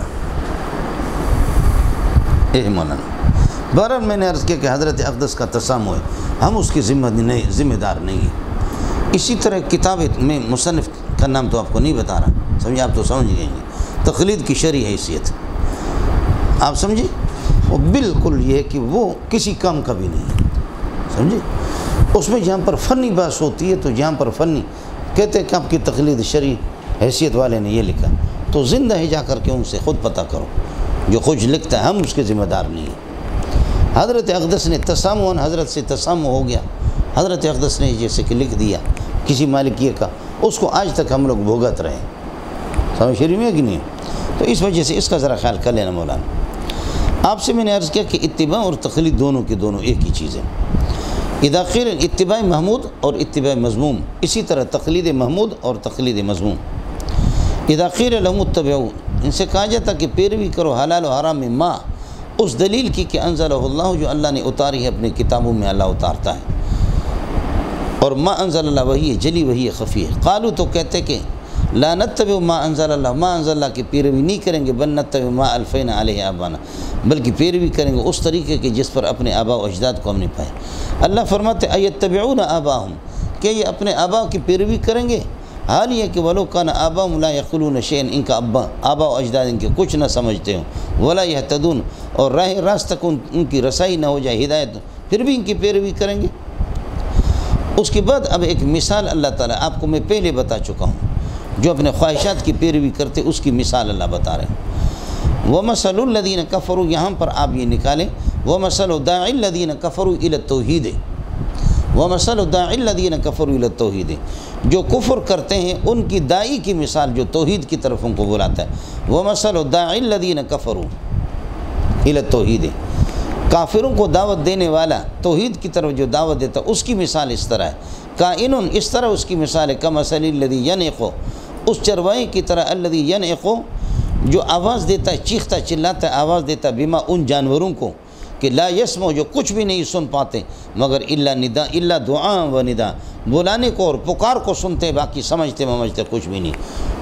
جیسے کہ آپ نے دیکھا ہے نا، گدھے ہیں یا گھوڑے ہیں یا اس طریقے پر یہ ہے کہ جانور ادھر سے جا رہا ہے، جانور اپنے دھن میں ادھر گھاس کا رخ ہم نے کیا تو ہم کہتے ہیں دیکھا. یہی ہے کہ جیسے کہ کالے رنگ کے دمبا اور دمبی، اس کو ہم لولو کہتے ہیں، سمجھے؟ اس کو لولو کہتے ہیں، سمجھے؟ تو لولو، وہ لولو نام رکھا ہے، جانور بھی پھر رخ اس طرح کرتا ہے. باقی یہ کہ یہ ہمارا نہیں ہے، جس زمین میں تم چرنے جا رہے ہو یہ میرا نہیں ہے، یہ کسی اور کا ہے، تمہارے لیے حلال نہیں، اس کو وہ سمجھے گا. تو جانور بھی آپ کے آواز کو تو اس نے سن لیا، یا گدھا جا رہا ہے تو آپ نے آواز دے تو ایسے کرے گا، اتنا ہوگا. باقی آپ یہ کہیں کہ گدھا نہ بنو، جہاں آپ جا رہے ہیں جو آپ کو ہریالی نظر آ رہی ہے وہ میری نہیں ہے، ہماری وہ کسی اور کی ہے، وہ کیا سمجھتا ہے؟ سمجھ رہی ہے کہ نہیں؟ یہی ہے. ان کے پاس اگر تھوڑی سی عقل بھی ہوتی نا، تھوڑی سی عقل ہوتی تو ان کو نہ پوچھتے. ہم لوگ سکھر میں پڑھتے تھے، 77-78 کی بات ہے، سکھر میں پڑھتے تھے. قاضی بابا پتہ نہیں کیا بلا تھا، ننگا ہوتا تھا باقاعدہ، اور باقاعدہ اس کے اللہ کو بھلا کریے کہ بنگلے کے اندر شب جمعہ میں لوگ جمع ہو جاتے ہیں، باجے اور قوالیاں، قوال آتے تھے، باجے اور قوالیاں، اور فاحشات اور متفاحشات، آپ سمجھ گئے نا، متغنیات مغنیات، گانے والی باقاعدہ وہ لوگوں سے سینہ ملاتے، پیسے اکٹھے کرتے ہیں، سمجھے؟ اور وہ ننگا ہوتا تھا، عورتیں جا کر کے یہ کہ اس کو پکڑتی اور بسکٹ اس کی شرمگاہ کے ساتھ لگا کر کے کھاتی کہ میری اولاد ہوگی ہی نہیں ہوگی. تو 5 منٹ کے بعد یا 10 منٹ کے بعد کسی کو آگے اس طرح کہہ دیں آگی اولاد، یعنی آپ کی اولاد ہوگی، تو پھر اچھلتے تھے، کودتے تھے کہ آپ کی اولاد ہوگی، حضرت نے اولاد دے دی. نہیں، منت مانی کر کے چومٹی کرتے. کافی دیر کے بعد اگر اس نے کہا کہ نہیں اولاد نہیں ہوگی تو پھر ماتم برپا کرتے. قیامت آ جاتی ان خواتین کی، اور ان لوگوں کے جو اپنی بیوی کو یا بہن کو لے کر کے گئے جس کی اولاد نہیں ہو رہی، تو قیامت آ جاتی کہ اولاد نہیں ہو رہی۔ بسکٹ لگا کر کے جو اپنی شرمگاہ کو چھپا نہ سکے وہ تمہیں اولاد ہی دے گا۔ آئے سمجھ میں؟ جو ننگا ہو کہ جو 100% حرام ہے، ننگا ہے، اللہ آپ کا بھلا کرے، 100% حرام۔ اولاد حاصل کر دینا اس طریقہ پر یہ ہے کہ کوئی واجب نہیں ہے کہ حرام کا ارتکاب آپ کر رہے ہیں، شرک کا آپ ارتکاب کر رہے ہیں، اور کسی کی اس طریقہ پر یہ ہے کہ آپ اس حالت کو دیکھ رہے ہیں جیسے کہ ہم لوگ اسلام پھیلا رہے ہیں اور عورت سے ہاتھ ملاتے ہیں، کسی طرح اس کو راہ راست پر لانا ہے، سمجھے بھی جائیں۔ اس کے لیے لا یقام الدین بہدم الدین، دین کو ذلیل کر کے دین قائم نہیں کیا جا سکتا ہے۔ دین کو لا یقام الدین بہدم الدین، دین کو ذلیل کر کے دین کی بنیاد رکھی نہیں جا سکتی۔ اوپر قرآن مجید رکھا ہوا ہے، سمجھے، آپ کی رسائی نہیں ہو سکتی، چھوٹے قد کے آپ پہنچ نہیں سکتے، لیکن آپ کی عادت اس قرآن پر ہے 16-17 والے پر تلاوت، عام قرآن پر آپ تلاوت کر نہیں سکتے، آپ کی رسائی نہیں ہو سکتی، کوئی اور نہیں ہے، تو بخاری، مسلم، ترمذی، نسائی، ابو داؤد، ابن ماجہ، ان کتابوں کو ایک دوسرے کے اوپر، اب ان کے اوپر چڑھ کر کے چڑھو اور وہاں سے قرآن اتار کر کے نیچے قرآن پڑھ رہا مولوی صاحب ماشاءاللہ، سمجھے۔ اب آپ نے کیا کیا کہ آپ کہیں گے واہ قرآن پڑھا، بہت اچھا کیا، بدبخت قسم کا انسان، تم نے کتابوں کو اور رسول پاک کے ارشادات اور فرامین کو اور قرآن پاک کی آیتوں کو قدموں کے نیچے ان کے اوپر چڑھ گیا اور اب صوفی بنا قرآن پڑھ رہا۔ تو حدم تدین، دین کو تو آپ نے منہدم بھی کر دیا، رسوا بھی کر دیا، اور اب تک تقیم الدین علیہ، دین کی بنیاد بھی اس پر رکھتے ہیں، سمجھتے ہیں۔ تو ایک آدمی اگر کہتا ہے کہ میں اس وقت یہ کہ اس وقت مدرسے میں پڑھوں گا یا تبلیغی جماعت میں اس وقت جاؤں گا کہ ایک مرتبہ مجھے بدکاری کا موقع دے دو، میں ایک مرتبہ فلان خاتون کے ساتھ بدکاری کروں پھر میں چلے کے لیے جا سکتا ہوں یا سال کے لیے جاؤں گا، تو ہم کہیں گے نہیں، لا یقام الدین بہدم الدین، سمجھے۔ اب یہ چلہ اس کی اجازت آپ کو نہیں ہوگی بہدم الدین، جہاں دین کو آپ رسوا کر رہے ہیں۔ آیا مسئلہ سمجھ میں؟ اے جی مولانا، وہ مثل الداعی الذین کفروا، جو کفر کرنے والے ہیں ان کو پکارنے والا ہے توحید کی طرف، جو اس کی مثال کائن ان کا مثل الذی ینعق، اس شخص کی طرح کہ جو آواز دیتا ہے بما ایسی جانوروں کو چیختا چلاتا ہے کہ لا یسمع، نہیں سن پاتے مگر الا دعاء وردہ، اس کے بلانے اور پکارے کو، تو اس کو کوئی فائدہ نہیں۔ ہم صم ہم بکم عمی فہم لا یعقلون، یہ بہرے ہیں، یہ بہرے ہیں، کبھی یہ کہ دلیل کو سنیں گے نہیں، اور یہ گنگے ہیں، کبھی لا ینطقون بالحق، توحید کا کبھی یہ کہ زبان پر نہیں لگ، عمی نابینا ہے، اور یہ کہ کبھی ان کو یہ کہ توحید نظر نہیں آئے گی، فہم لا یعقلون، یہ کچھ سمجھتے بھی نہیں ہے۔ کافروں کے اس تحذیر کے بعد اب اللہ پاک یہ ہے کہ مومنین کو خوشخبری سنا رہا ہے، یا ایھا الذین آمنوا، ایمان والو، کلوا من طیبات ما رزقناکموہ، جو کچھ رزق ہم نے آپ کو دی ہے پاکیزہ رزق یہ کہ کھایا کرو، اور واشکروا للہ، اللہ کا شکر ادا کرو، ان کنتم تعبدون ایہ، اگر آپ یہ کہ اس کی عبادت اور اس کی توحید کے قائل ہوں، ان کنتم توحدون اللہ، یہ ایہ مفعول بھی مقدم ہے تعبدون کے لیے۔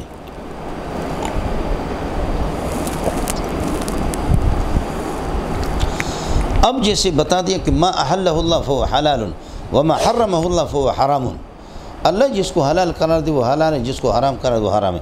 تو اللہ کے محرمات کیا ہے، کن کو اللہ نے حرام قرار دیا؟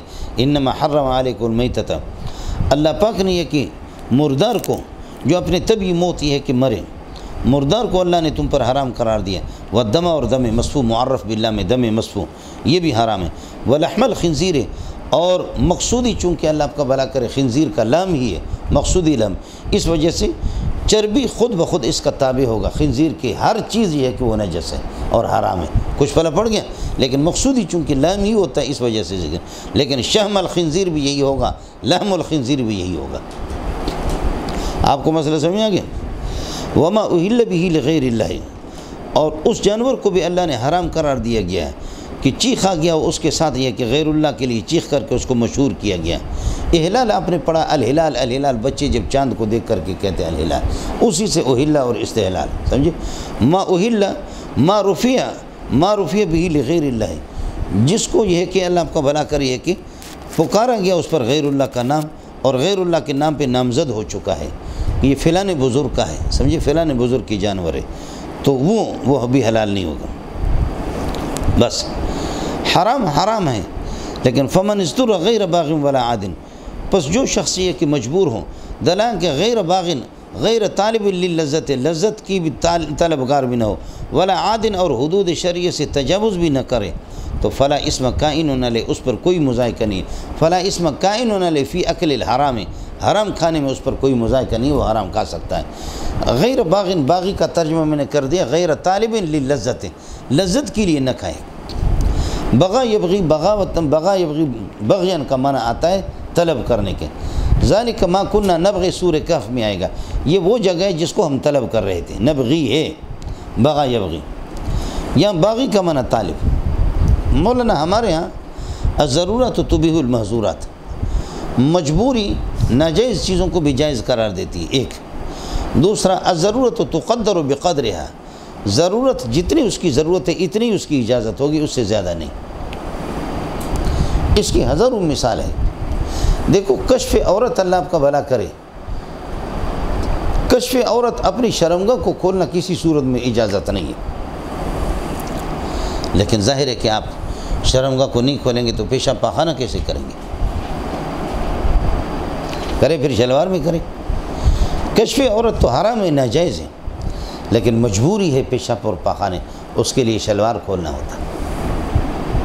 تو الضرورت تبیح المحظورات، اس کی اجازت، لیکن ضرورت تقدر بقدرها، ضرورتیں بقدر ضرورت ان کو اپنایا جاتا ہے اور ان کو مقدر مانا جائے، ضرورت سے بڑھ کر کے نہیں۔ اب ضرورت ہے، اللہ آپ کا بھلا کرے، کیا ہے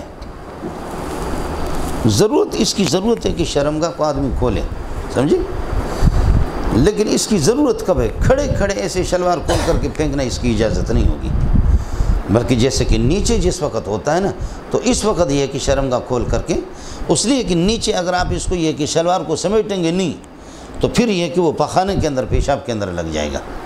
آپ کو مسئلہ سمجھ میں آ گیا؟ تو یہاں سے کھولنے کی بھی اجازت نہیں، کشف العورت حرام ہے، کھڑے کھڑے اس کی اجازت بھی نہیں ہے۔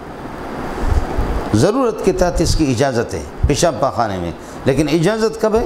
جب یہ ہے کہ آپ زمین کے قریب جائیں گے، تاکہ وہاں یہ کہ کپڑے خراب نہ ہو، اس سے پہلے کھڑے کھڑے ایسے پھینک دیتا ہے، اس کی اجازت نہیں ہوگی۔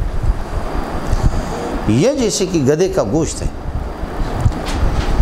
ایک آدمی مر رہا ہے اور کھانے کے لیے کچھ بھی نہیں ہے، تو اب یہ گدھا حرام ہے، لیکن محرم اللہ ہے۔ آپ سمجھ رہے ہیں؟ یہ گدھا حرام ہے، محرم اللہ ہے، لیکن چونکہ آپ مجبور ہیں تو اب اس گدھے اور کتے سے کھا سکتے ہیں آپ، اجازت ہے۔ اب ضرورت تبیح المحظورات، لیکن کتنا کھائیں گے؟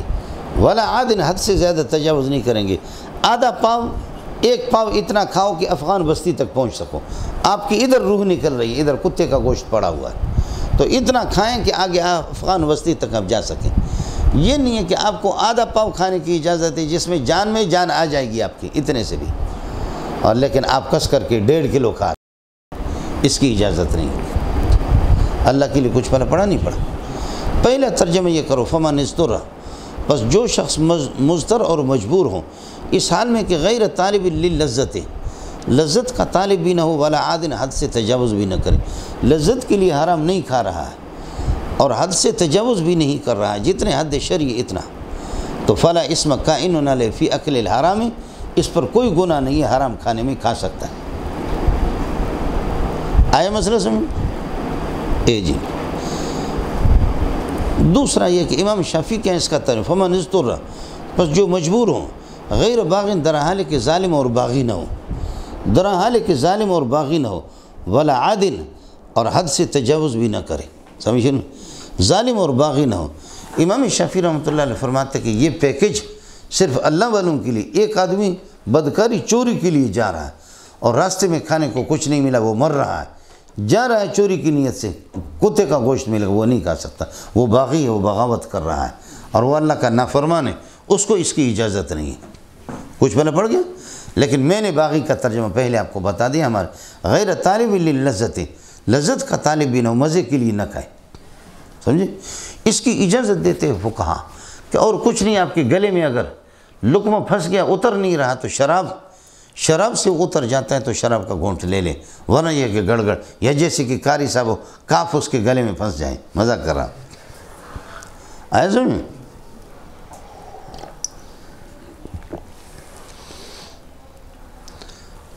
صحابی کا جسم بھی ہو یا بزرگ کا ہو، کسی مولوی شیخ الحدیث کا بھی ہو، ایک آدمی یہاں مر رہا ہے اور اس کو پتہ یہ نئی قبر ہے، کسی شیخ الحدیث کو مناظر اسلام کو یہاں پر یہ کہ دفن کیا گیا، اس پر کوئی پتھر لا کر کے دے دیں۔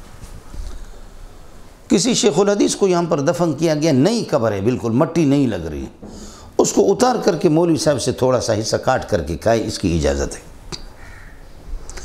جتنا بھی بڑا بزرگ ہو یہ کر سکتا ہے، لیکن نبی کے جسم کو اس کو پتہ کہ یہ کسی نبی کا مزار مبارک ہے اور یہ طے شدہ ہے کہ نبی بالکل تازہ تازہ ہے۔ ان اللہ حرم علی الارض ان تاکل اجساد الانبیاء، نبی بالکل تازہ تازہ ہے، سمجھے؟ لیکن پھر بھی یہ مرے کتے کا بچہ کروڑوں مرے، لیکن نبی کی اجازت بے حرمتی کی نہیں ہوگی، اس کو جائے جہنم میں، سمجھے؟ اس سے نبی کی تقدس کا اندازہ لگا۔ کچھ بھلا پڑا؟ باقی کوئی شیخ الحدیث اور شیخ التفسیر ملتے ہیں، وہ خود بخود اللہ 12,000 روپے دے تو شیخ الحدیث مل جائے گا، سمجھے؟ اب کرایہ کے شیخ الحدیث آج کل موتمی خود یہ کہ ختم ہو گئے، اب کرایہ کے شیخ الحدیث ڈھونڈنا شروع ہو گیا پاکستان کے اندر، سمجھ شریف میں ہے کہ کرایہ کے صاحبزادے خود ہے مولوی صاحب، یہ حال ہو گیا۔ اس کے بعد چونکہ یہ محرمات کا بیان ہو گیا، ٹھیک ہے، ان اللہ غفور مضطر پر اللہ یہ کہ غفور الرحیم ہے، اللہ مہربان ہے، اس لیے مضطر کو جان سے مارنا نہیں چاہتا۔ خیال کر لینا مولوی صاحب، بھوکا آدمی گدھے کا کتے کا گوشت کھائے یقینی طور پر بچ جائے گا، نہیں کھائے گا یقینی طور پر مرے گا۔ لیکن ایک آدمی نے مچھلی کھائی ہے، ایسے میں شادی شدہ نہیں ہے، اگر وہ یہ ہے کہ اللہ آپ کا بھلا کرے بدکاری نہ کرے تو بدکاری نہ کرے تو کہ وہ مرے گا، اتنا گرم ہو چکا ہے، سمجھے؟ تو کیا وہ اپنی ماں اور بہن سے یہ کہ وہ مضطر رہے اور الضرورت تبیح المحظورات، تو کیا اپنی ماں اور بہن کے ساتھ یہ ہے کہ وہ بدکاری کر سکتا ہے؟ اس پر کروڑوں لعنت ہے، اس کی اجازت نہیں ہے۔ یہ فرق فقہا کرتے، قربان جاؤں، فقہا کہتے ہیں کہ بھوکا آدمی، بھوک سے لوگ مرتے ہیں اور مردار کھائے گا تب بھی بچے گا، لیکن اگر زنا اور بدکاری نہ کرے اس سے کوئی مرا نہیں۔ یہ جھوٹا ہے کہ کہہ رہے کہ جی میں تو مر رہا ہوں، سمجھ شریف میں ہے کہ نہیں ہے؟ اس لیے یہ نہیں ہوگا کہ جی آپ فتویٰ دے دیں کہ ہم نے چونکہ قاعدہ پڑھا ہے الضرورات تبیح المحظورات، ناجائز چیزوں کو ضرورتیں جائز قرار دیتی، لہذا یہ تو مر رہا ہے، مجبور ہے، گرمی کے، لہذا اس کو اجازت ہے۔ کسی اپنی بہن اور پھوپھی اور خالہ اور دادی اور نانی کسی کے ساتھ اپنا منہ کالا کرے، جائے جہنم میں، فقہا اس کی اجازت نہیں دیں گے۔ یہ کیسا فرق فقہا نے کر لی، سمجھے؟ جی ایک تو مسئلہ یہ ہے الضرورت تبیح المحظورات، دوسرا مسئلہ یہ ہے ایک آدمی جب مر رہا ہے اور یہاں یہ گدھے کا گوشت ہے، گدھا مردار ہے، گدھا حرام ہے، اس کو حرام قرار دینے والا یہ اللہ ہے، اللہ کا حق اس کے ساتھ وابستہ ہے کہ یہ حرام ہے، نہ کھاؤ، اور بندے کی جان بچانے کا تقاضا یہ ہے کہ بندہ کھائے، بندے کا احتیاج اس بات کا تقاضا کرتا ہے کھائے، اور اللہ کا حکم یہ ہے کہ نہ کھائے۔ اذا اجتمع حق اللہ و حق العبد، حق اللہ اور حق العبد دونوں جمع ہو گئے۔ حق عبد کا تقاضا یہ ہے کہ کھائے جان بچانے کے لیے، اور حق اللہ یہ ہے کہ اللہ نے حرام قرار دیا نہ کھائے۔ جہاں بندے اور اللہ دونوں کا حق جمع ہوتے ہیں تو وہاں پر بندے کے حق کو ترجیح دی جاتی ہے، اللہ فرماتا ہے کہ میرا حق معاف ہے، آپ کھا لیں۔ اس کی وجہ یہ کہ میں محتاج نہیں ہوں اور آپ محتاج ہیں، لیتے ہیں جی۔ اذا اجتمع حق اللہ و حق العبد یقدم حق العبد، حق عبد کو مقدم کیا جاتا ہے لاحتیاجی، چونکہ وہ محتاج ہے۔ آپ کو مسئلہ سمجھ میں آ گیا؟ یہ بھی ہے۔ اس کے بعد چونکہ کتمان حق، جیسے کہ گدھا اور خنزیر اور کتے حرام ہے تو کتمان حق بھی اسی طرح حرام ہے۔ کتمان حق کو چھپا دینا، سمجھیں؟ اس وجہ سے اللہ بتاتے ہیں ان الذین یکتمون ما انزل اللہ من الکتاب، بے شک جو لوگ چھپاتے ہیں ما ان احکام کو جن کو اللہ نے اتار دیا اپنے کتاب کے اندر، کتاب میں سے جو احکام ہیں ان کو چھپاتے، ویشترون بھی، اور اختیار کرتے اس کے مقابلے میں بما انزل اللہ کے مقابلے میں ثمنا قلیلا، دنیا کے تھوڑے سامان، اولئک ما یأکلون فی بطونہم، یہ لوگ ہیں کہ جو نہیں کھا رہے اپنے پیٹ کے اندر کچھ بھی نہیں، الا النار، مگر جہنم کی آگ، یعنی جو دنیا یہ کہ رشوت کے طور پر لے رہے اور اللہ کے حکم کو چھپا رہے ہیں، یہ ان کے لیے یوجب لہم النار، ان کے لیے جہنم کو واجب ہے۔ ولا یکلمہم اللہ یوم القیامت، اللہ تعالیٰ قیامت کے دن ان سے اللہ کلام کرامت، اکرام والے کلام ان سے نہیں کرے گا، کلام لطف نہیں کرے گا، مہربانی والا کرم والا کلام نہیں کرے گا، باقی ذلت والا کلام کرے گا۔ اخسؤ فیہا، ذلیل ہو جاؤ، ولا تکلمون، مجھ سے گفتگو نہ کرو۔ تو اللہ نے کلام تو کر لیا نا، تو کلام عزت کلام اکرام نہیں ہوگا، اور کلام ذلت اور رسوائی والی کلام اللہ ان کو رسوا کر دیں گے، اس قسم کے کہ جاؤ رسوا ہو جاؤ۔ ولا یکلمہ اللہ یوم القیامۃ ولہم عذاب علیم، انہی کے لیے سنگین قسم و سخت قسم کا دردناک قسم کا عذاب ہے۔ بتا چکا آپ کو، کل علیم فی القرآن فہو مولم۔ اولئک الذین اشتروا الضلالۃ، یہی لوگ ہیں کہ جنہوں نے اختیار کر دیا ضلالت اور گمراہی کو بالہدی، ایمان کے مقابلے میں، والعذاب، اور عذاب کو اختیار کر دیا بالمغفرت، مغفرت کے مقابلے میں۔ فما اصبرهم علی النار، دیکھو کہ یہ ظالم کتنے صابر جہنم کی آگ پر۔ ما احسن و احسن بھی وحسن، پڑھا نہیں پڑھا؟ ما احسنہ، ما احسنہم، سمجھے؟ ما احسنہم، کس چیز نے ان کو خوبصورت بنا دیا؟ لفظی ترجمہ ایو شیء جعلہم احسن، کس چیز نے ان کو خوبصورت بنا دیا؟ لیکن آپ محاورہ ترجمہ کریں گے ما احسنہ یا ما احسنہم، تو اس کا معنی ہوگا کہ کتنا حسین ہے۔ یہ بین ہی وہی چیز ہے، فما اصبرہم ایو شیء جعلہم صابرین، کس چیز نے ان کو صابر بنا دیا جہنم پر؟ ارے یہ کتنے صابر لگ رہے ہیں جہنم پر، یہ اللہ تعالیٰ بتا رہے ہیں کہ ایسے کہ ان کو پرواہ نہیں، ایسے لگ رہا ہے کہ جہنم کی آگ ان کے لیے کچھ بھی نہیں ہے۔ کتنے صابر ہے اپنے آپ کو روکنے والے جہنم کی آگ پر۔ اگر آپ کو سمجھ میں نہ آ جائے تو مولانا رومی رحمۃ اللہ علیہ نے انہوں نے ایک عنوان قائم کیا ہے کہ حمار الانسان عاقل منہ، انسان کا گدھا ہے وہ انسان سے بھی زیادہ سمجھدار ہے بعض صورتوں میں۔ گدھے کے سامنے اگر آپ آگ جلاؤ، یہاں پر کوئی کھڈا اور کھائی، اس کے اندر لکڑیاں جلا دو تیل ڈال کر کے، اب گدھے کو لگام ڈال کر کے ایک آدمی ادھر سے کھینچے، دوسرا کس کر کے پیچھے سے اس کو ڈنڈا مارے، وہ کہے گا 50 ڈنڈے پڑے تب بھی جان بچ جائے گی، لیکن آگ کو کودے گا نہیں، آگ کے اندر نہیں جائے گا۔ اس کو پتہ ہے کہ اللہ آپ کا بھلا کرے، یہ آگ میرے لیے خطرناک ہے، آیا سمجھ؟ لیکن انسان کو پتہ بھی ہے کہ زنا کروں گا، چوری کروں گا، ڈکیتی قتل کروں گا، بدکاری کروں گا، 100% اللہ کا عدل یہی ہے، اللہ کا قانون یہ ہے کہ مجھے جہنم میں جانا پڑے گا، لیکن ظالم بڑی بے دردی سے اور بڑی خوشی کے ساتھ لذت مزے لے لے کر کے گناہ کرتا ہے۔ تو فما اصبرہ علی النار، یہ کتنا جری ہے، ما اجراہ علی النار، یہ کتنا جری ہے آگ پر، یہ جری ہے، ڈرتا ہی نہیں، پتہ ہے کہ اس کی سزا آگ ہے۔ یہ صابر علی النار بھی ہے اور یہ جری علی النار بھی ہے، سمجھے؟ اب مسئلہ سمجھ میں آ گیا؟ فما اصبرهم علی النار ذالک بان اللہ نزل الکتاب، یہ استحقاق عذاب، ذالک کا مشار استحقاق عذاب ہے، یہ استحقاق عذاب ان کے لیے کیے ہوئے ہیں۔ ذالک بان کائن بان اللہ نزل الکتاب، اللہ پاک نے کتاب قرآن پاک اتار دی، اللہ نے کتاب قرآن اتار دی بالحق کے، ٹھیک طریقے سے اللہ پاک نے اتار دیا، حق کے ساتھ کہ حق کو اختیار کر دو۔ وَإِنَّ الَّذِينَ اخْتَلَفُوا فِي الْكِتَابِ، لیکن جو لوگ تورات میں یا انجیل میں یا قرآن میں، وَإِنَّ الَّذِينَ اخْتَلَفُوا، وہ یہود اور نصارى اختلفوا فی الکتاب، جو تورات میں اختلاف کرتے ہیں یا انجیل میں اختلاف کرتے ہیں یا قرآن میں اختلاف کرتے ہیں، لَقَائِنُونَ فِي شِقَاقٍ بَعِيدٍ، بہت دور کی مخالفت کے اندر پڑے ہوئے ہیں۔ لَقَائِنُونَ، ان کی خبر پر یہ ہے کہ لام داخل ہو گیا، وَالْعَصْرِ إِنَّ الْإِنسَانَ لَفِي خُسْرٍ، یہ فی خسر اس کی خبر ہے، اور خبر پر یہ ہے کہ لام داخل، یہاں پر بھی ہے۔ وَإِنَّ الَّذِينَ اخْتَلَفُوا يَهُودُ وَنَصَارَى اختلفوا فی الکتاب، جو تورات میں یا انجیل میں یا قرآن میں اختلاف رکھتے ہیں، لَقَائِنُونَ فِي شِقَاقٍ بَعِيدٍ، بہت دور کی مخالفت کے اندر یہ ہے کہ پڑے ہوئی ہے۔ اس کے بعد مسئلہ یہ ہے، یہود کا دعویٰ یہ تھا کہ نیکی بس ہمارے ساتھ ہے، اور ہم یہ جو اس کی طرف اللہ آپ کا بھلا کرے، مشرق کی طرف رخ کرتے مسجد اقصیٰ کی طرف، بس نیکی ہی ہے، اور نصارى یہ کہ مغرب کی طرف، اس کی تردید اللہ نے کر دی کہ نیکی یہ نہیں ہے، خیال کر لینا۔ لَيْسَ أَن تُوَلُّوا وُجُوهَكُمْ قِبَلَ الْمَشْرِقِ وَالْمَغْرِبِ، نہیں ہے یہ بات، نہیں ہے کہ تمہارا چہروں کو رخ، اپنے چہروں کو، اپنے رخ کو موڑ دینا مشرق کی جانب اور مغرب کی جانب یہ کہ موڑ دینا، نہیں ہے البر، یہ کوئی نیکین۔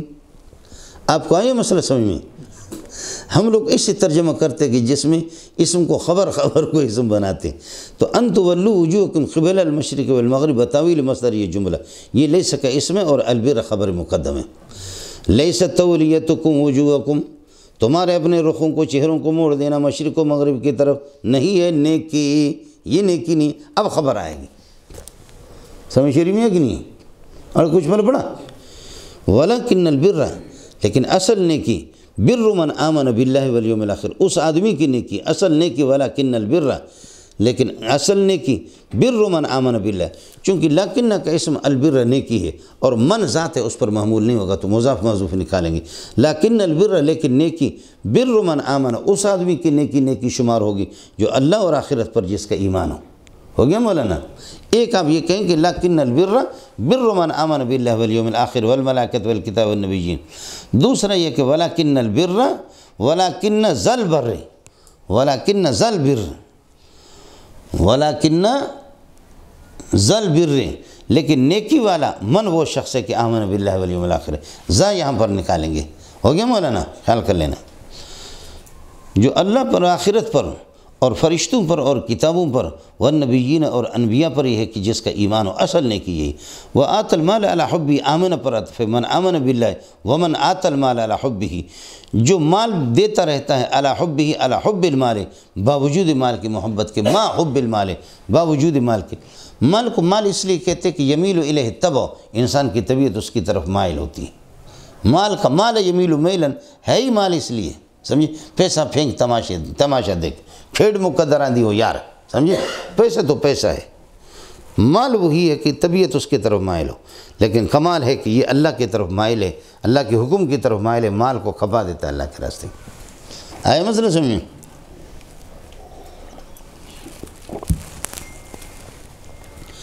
وَآتَ الْمَالَ عَلَى حُبِّهِ، باوجود مال کی محبت کے، ما حُبِّهِ، باوجود مال کی محبت کے پھر بھی مال دیتا ہے، ایک یہ۔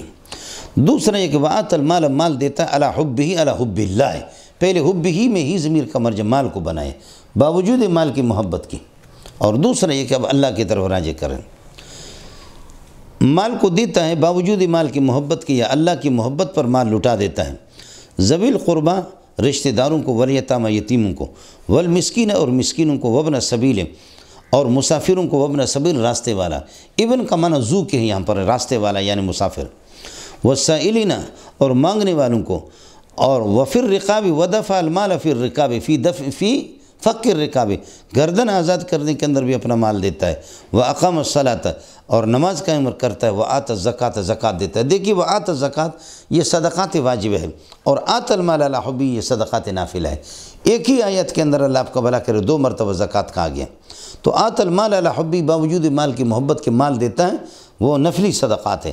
آت الزکوٰۃ یہ صدقات واجب ہے، فرض ہے۔ آپ کو مسئلہ سمجھیں؟ اس لیے فقہا اسی آیت سے کہتے ہیں کہ بھئی مال کا، صرف مال کے ساتھ اللہ کا جو حق وابستہ ہے وہ صرف زکوٰۃ کا نہیں ہے بلکہ نفلی صدقات بھی، سمجھے؟ آت الزکوٰۃ یہ صدقات واجب ہے، آت المال علی حبہ یہ صدقات نافل ہے۔ والموفون بعہدہم، اور اپنے وعدوں کو پورا کرنے والے نیک لوگ یہی ہوتے۔ اذا عاہدوا، جب کوئی وعدہ کرتے، اذا عاہدوا یہ ظرف بنے گا اس کے لیے موفون کے لیے۔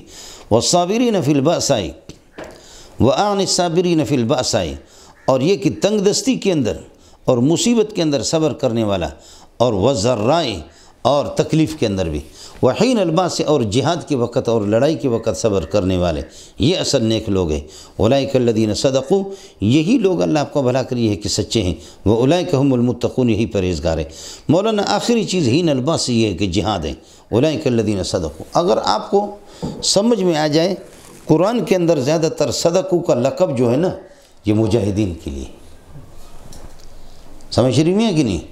صدقوں کا لقب یہ ہے ہی مجاہدین کے لیے۔ صدقوا من المؤمنین رجال صدقوا ما عاہدوا اللہ علیہ فمنهم من قضى نحبہ ومنهم من ينتظر، جیسے احزاب کے موقع پر فرمائے۔ حضرت انس بن نضر کے بارے میں بتا دیے، من المؤمنین رجال صدقوا ما عاہدوا اللہ، انما المؤمنون الذين آمنوا بالله ورسوله، انما المؤمنون الذين آمنوا بالله ورسوله ثم لم يرتابوا وجاهدوا باموالهم وانفسهم في سبيل الله اولئك هم الصادقون۔ یا ایھا الذین آمنوا اتقوا اللہ وکونوا مع الصادقین، یہ اللہ آپ کا بھلا کریے کہ صادقین کون ہیں؟ یہ حضرت ابی ہے، اور حضرت ہلال بن امیہ ہے، اور ربیعۃ الہلال کیا ہے، سمجھے؟ تو یہ 3 صحابہ علیہ الثلاثۃ الذین خلفوا یہ جہاد سے پیچھے رہ گئے تھے، لیکن سچائی سے انہوں نے کام لیا کہ ہم سے کوتاہی ہوگی، سمجھے؟ اس لیے فرمایا کہ جہاد میں یہ ہے کہ مجاہدین کی طرح سچے بنو، اور ان کو بھی آگے بتا یہ جھوٹ ہوگا کہ تم جہاد میں نہ جاؤ، اصل سچائی جہاد میں جانا۔ ما کان لأہل المدینۃ ومن حولہم من الاعراب ان یتخلفوا عن رسول اللہ، نبی سے پیچھے رہ جائیں یہ کوئی سچائی نہیں ہے۔ نبی خود ہی ہے کہ کیا ہے، نبی خود جہاد میں جا رہا ہے اور آپ پیچھے بہانہ بنا، یہ کوئی سچائی نہیں۔ سچائی ہے کہ نبی کے ساتھ چلے جاؤ۔ یہ پیر حضرات اس کو کاٹ کاٹ کر کے یا ایھا الذین آمنوا اتقوا اللہ وکونوا مع الصادقین، یا ایھا الذین آمنوا اتقوا اللہ وکونوا مع الصادقین، اور کبھی انہوں نے یہ کہ میدان جہاد کو دیکھا بھی نہیں ہے، سمجھے میں نے؟ یہ قرآن کو سیاق و سباق سے کاٹ کر کے بخاری میں تفصیل کے ساتھ یہ ہے کہ سمجھے یہ روایت ہے کہ جس کو پڑھ کر کے انسان کا کلیجہ باہر آ جاتا ہے، سوائے رونے کی کوئی صورت اور گنجائش رہتی نہیں، سمجھ شریف میں ہے کہ نہیں؟ یہ انہی وعلی الثلاثۃ الذین خلفوا، اصل سچے لوگ یہی ہے مجاہدین ورثہ، اولئک الذین صدقوا واولئک هم المتقون، یہی لوگ یہ ہے کہ پرہیزگار ہیں۔ اب ابھی بتائیں کہ الصابرین فی البأساء والضراء، تنگ دستی میں، مصیبت میں، والضراء اور تکلیفوں میں، وحین الباس اور جہاد کے وقت صبر کرنے والا، جرأت دکھانے والا، یہ اصل متقی ہے۔ تو ٹھیک ہے جہاد میں کافروں کو تو دکھاؤ، جرأت دکھاؤ، لیکن ایسا نہ ہو کہ اپنے مومن بھائیوں کو قتل کرو۔ اس لیے بتاتے حربی سے ہٹ کر کے کافر ذمی کو قتل کریں گے یا کافر مستامن کو قتل کریں گے یا مسلم مومن کو قتل کریں گے، اس کی قصاص آپ پر ہوگی۔ یا ایھا الذین آمنوا کتب علیکم القصاص۔ جہاد ہمیں یہ ہے کہ پسند ہے، جہاد ہمیں محبوب ہے، جہاد کر لو۔ اور الصابرین فی البأساء والضراء وحین الباس، جہاد کے وقت صبر بھی دکھاؤ، جرأت بھی دکھاؤ، یہ چیزیں ہیں، لیکن یہ کہ یہ جرأت نہیں ہے کہ اپنے بھائیوں کو قتل کرو۔ بھائی کو مسلمان کو قتل کرو گے تو تمہیں قصاصاً قتل کیا جائے گا۔ ربط سمجھ میں آیا نہیں آیا؟ جی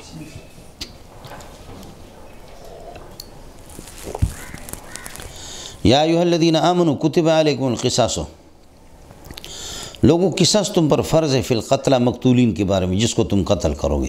الحر یقتل بالحر، آزاد کو آزاد کے مقابلے میں قتل کیا جائے گا۔ والعبد یقتل بالعبد، اور عبد کو عبد کے مقابلے میں۔ والانثى تقتل بالانثى، اور خاتون کو خاتون کے مقابلے میں قتل کیا جائے گا۔ یہ جی اب یہ کہ جی حر کو اگر کوئی آزاد آدمی قتل کرے تو اس کو بھی قتل کیا جائے گا، سمجھ رہی میں ہے کہ نہیں؟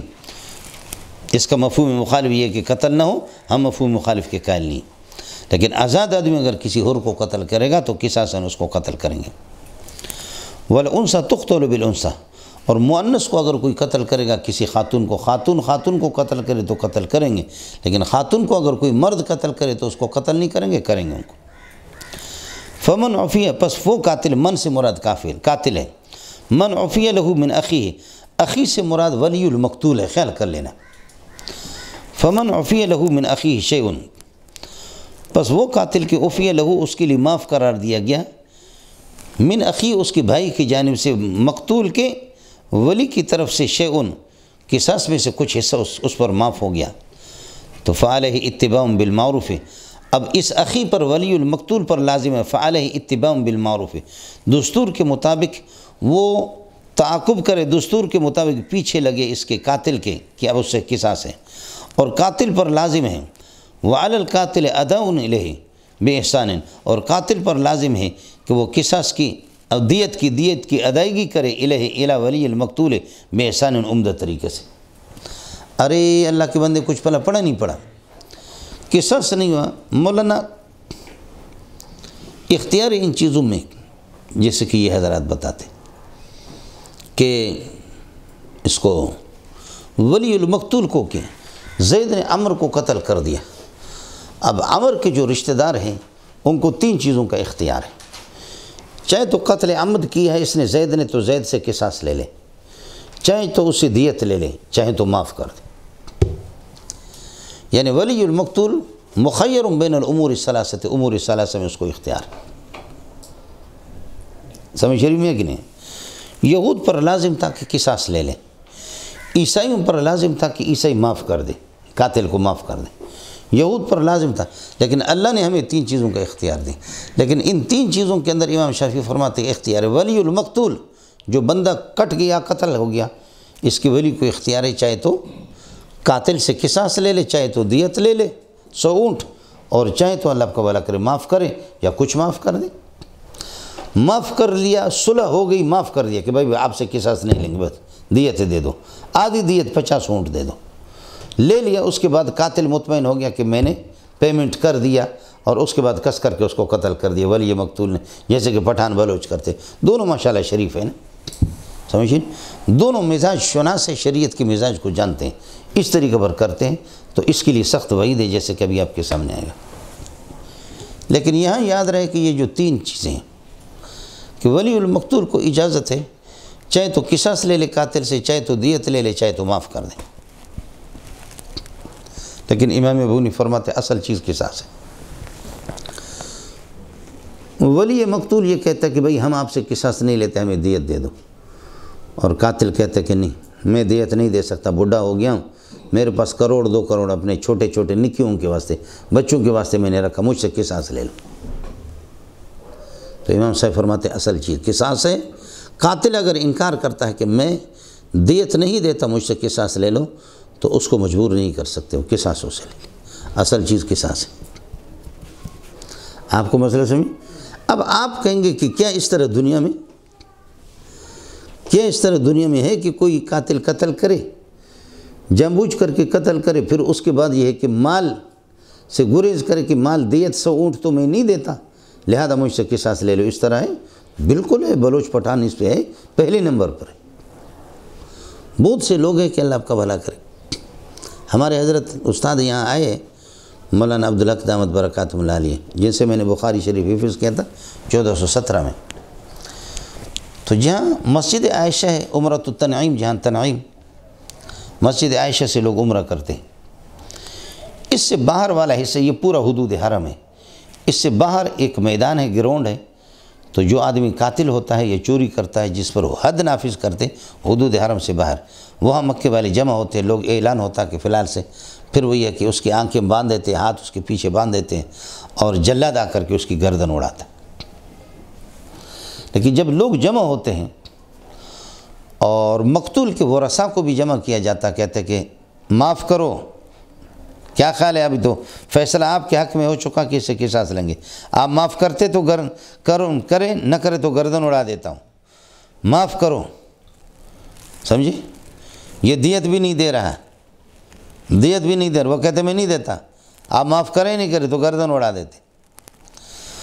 تو ہمارے حضرت فرماتے مولانا عبدالحق صاحب کی، ہم لوگ تھے وہاں، سارے جمع ہو گئے، تو ایک بندہ اس نے کہا کہ میں دیت نہیں دے سکتا، بس مجھے قتل کرو۔ اب اس پر یہ ہے کہ جلاد نے کہا، جیسے اس کے ہاتھ باندھے، آنکھیں باندھی، اور وہ بوڑھا سا، زیادہ بوڑھا نہیں تھا، اب اس کو یہ ہے کہ گردن اس کی اڑا رہے ہیں، تو قاضی نے یہ کہا کہ بھئی اولیاء مقتول کو کہ یہ قصاص کے لیے تو حاضر ہے، دیت نہیں دے رہا تو دیت معاف کرو، انہوں نے کہا معاف نہیں کرتے۔ تو پھر قاضی نے اعلان کیا کہ ہے کوئی خدا کا بندہ جو اس کی طرف سے دیت دے دے، تو حضرت فرماتے کہ ایک آدمی نے ہاتھ اٹھائے، وہ عام آدمی سے ہاتھ اٹھائے، اس نے کہا کہ 100 اونٹ بنتے ہیں، جتنے بنتے ہیں وہ سارا کا سارا ریال کی شکل میں دیتا ہوں۔ تو حضرت فرماتے کہ بس تالیاں بجی، اور اس بندے نے جو ہے نا چیک کاٹ کر کے وہاں پر دے دیا، اور اس کی آنکھیں کھولی، اس کو لوگوں نے مبارکباد دے دی۔ اللہ کے بندے بہت سے ہیں، اس کو بچائے، لیکن وہ تو چیٹر تھا، اس نے اپنے آپ کو پیش کیا کہ میں کوئی دیت میت نہیں دیتا، میری گردن اڑا دو۔ تو حضرت فرماتے ہیں کہ ایک دن میں اور ان کا حضرت کے بیٹے مولانا عبدالحق صاحب کے فرماتے کہ ہم جا رہے تھے کہ ہمارے سامنے کوئی گاڑی تھی، ہم نے پیچھے سے اس کو ٹکر مارا، اور قانون یہ ہے کہ پیچھے والا ہی مجرم ہوتا ہے جو پیچھے سے ٹکر مارا۔ کہتے ہیں ہم نے ٹکر مارا، اس کی نئی گاڑی تھی، بہترین قسم کی، ہماری گاڑی کوئی خاص قسم کی گاڑی نہیں تھی، لیکن ہم نے ڈز مار دیا، نقصان ہوگا، 1000-2000 ریال کا نقصان تھا، کتنا تھا، اس نے گاڑی روک لی، گاڑی روک کر کے اللہ آپ کا بھلا کرے، کہنے لگے کہ معاف کرو اللہ کے لیے، معاف کرو مجھے، قصور ہمارا، کہتے میں بھی، حضرت فرما رہے کہ میں بھی لڑ رہا تھا، میرا بیٹا بھی لڑ رہا تھا، کیونکہ قصور تو ہمارا، ہم نے مارا، لیکن انہوں نے گاڑی روکی اور آ کر کے داڑھی پکڑی، کہنے لگے عفوا یا شیخ، اللہ کے لیے بھائی معاف کر دو مجھے، اور 5000 روپے نکال کر کے ہمیں دے دیا۔ ہم نے کہا کھٹیا ایک خیر سا او جمالو، یہ تو زبردست ہے، یہ کیا قصور بھی ہمارا تھا، ہم نے مارا، اور اس نے لا کر کے 5000 ہمیں دے دیا۔ معلوم کیا کہ یہ فرشتے کون ہیں؟ چند دن ہی گزرے تھے، فرمایا کہ معلوم ہو کہ یہ وہ بندہ ہے اس نے اس بندے کو جب قتل کر رہے تھے مجرم کو، اور اس کی دیت اسی بندے نے دی تھی، یہ بھی وہی ہے آج بھی ہم نے اللہ کے بندے ہیں جی، سمجھے؟ حضرت تو ابھی آیا ادھر منگو پیر میں رہ رہا ہے مولانا عبدالحق صاحب، یہاں آتا رہتا ہے میرے پاس۔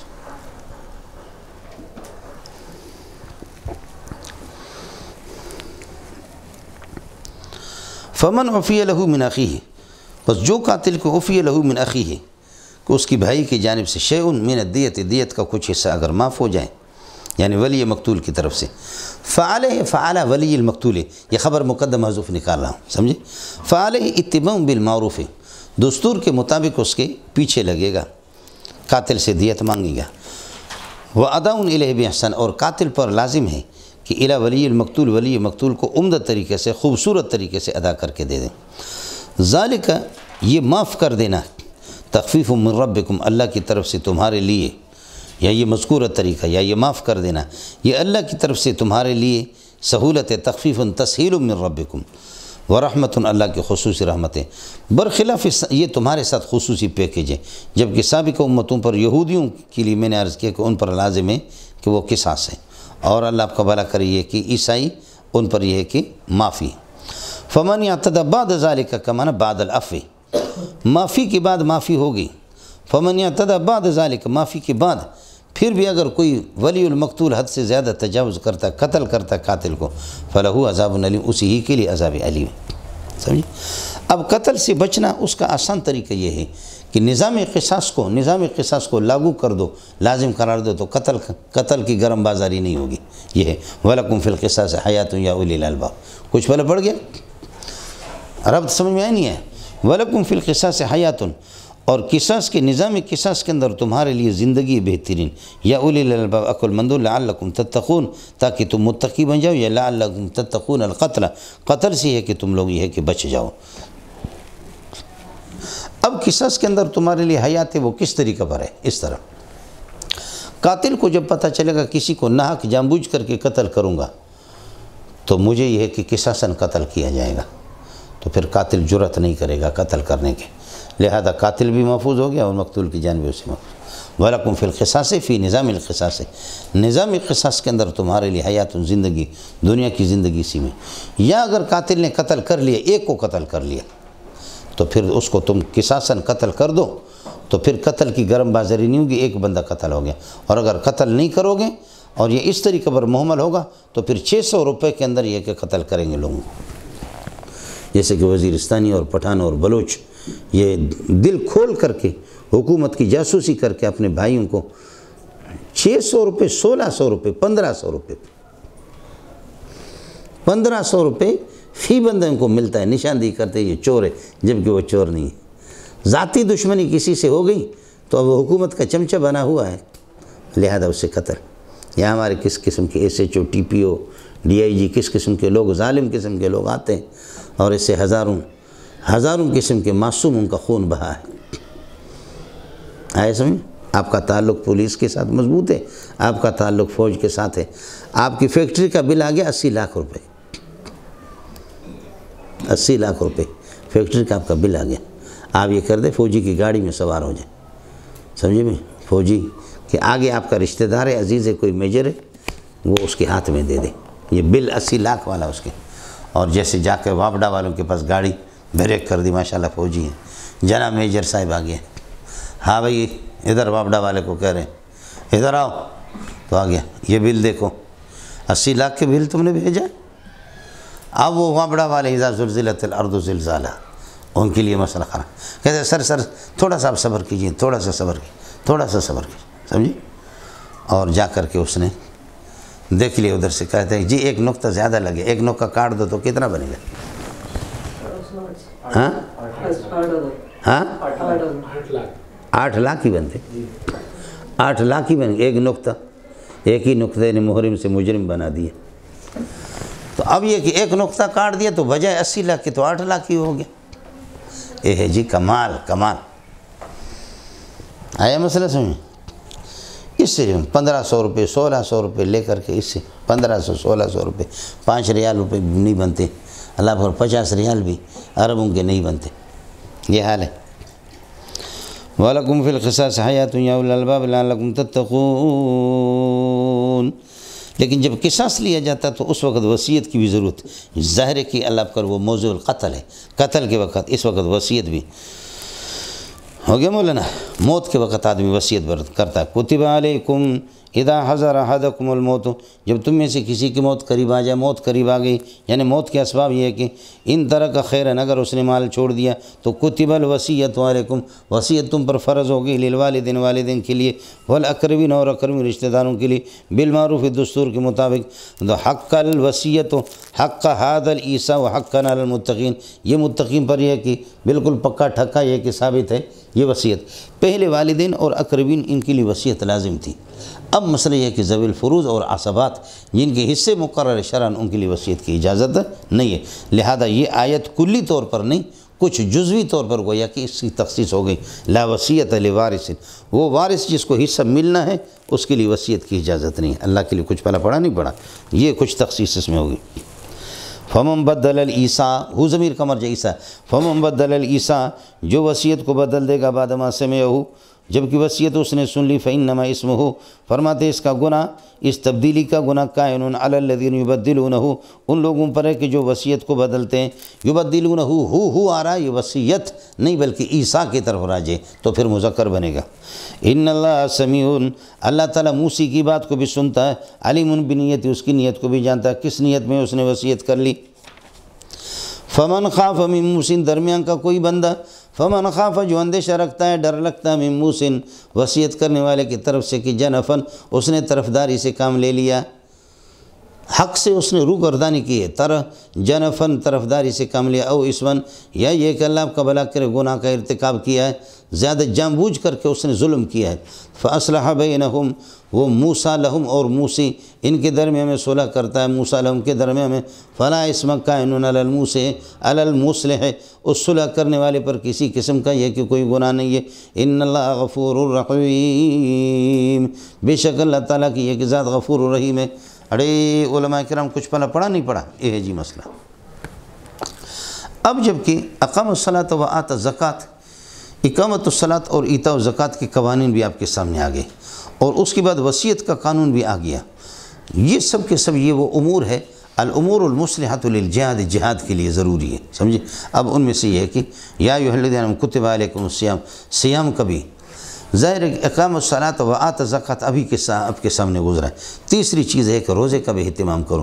جو لوگ اقام الصلاۃ و آت الزکوٰۃ اور روزے کا بھی اہتمام کریں گے اور اس قسم کے اللہ کا بھلا کرے قوانین کا اہتمام، تو وہ پکے مجاہدین بنیں گے، ورنہ یہ کہ چوری چور قسم کے ہوں گے۔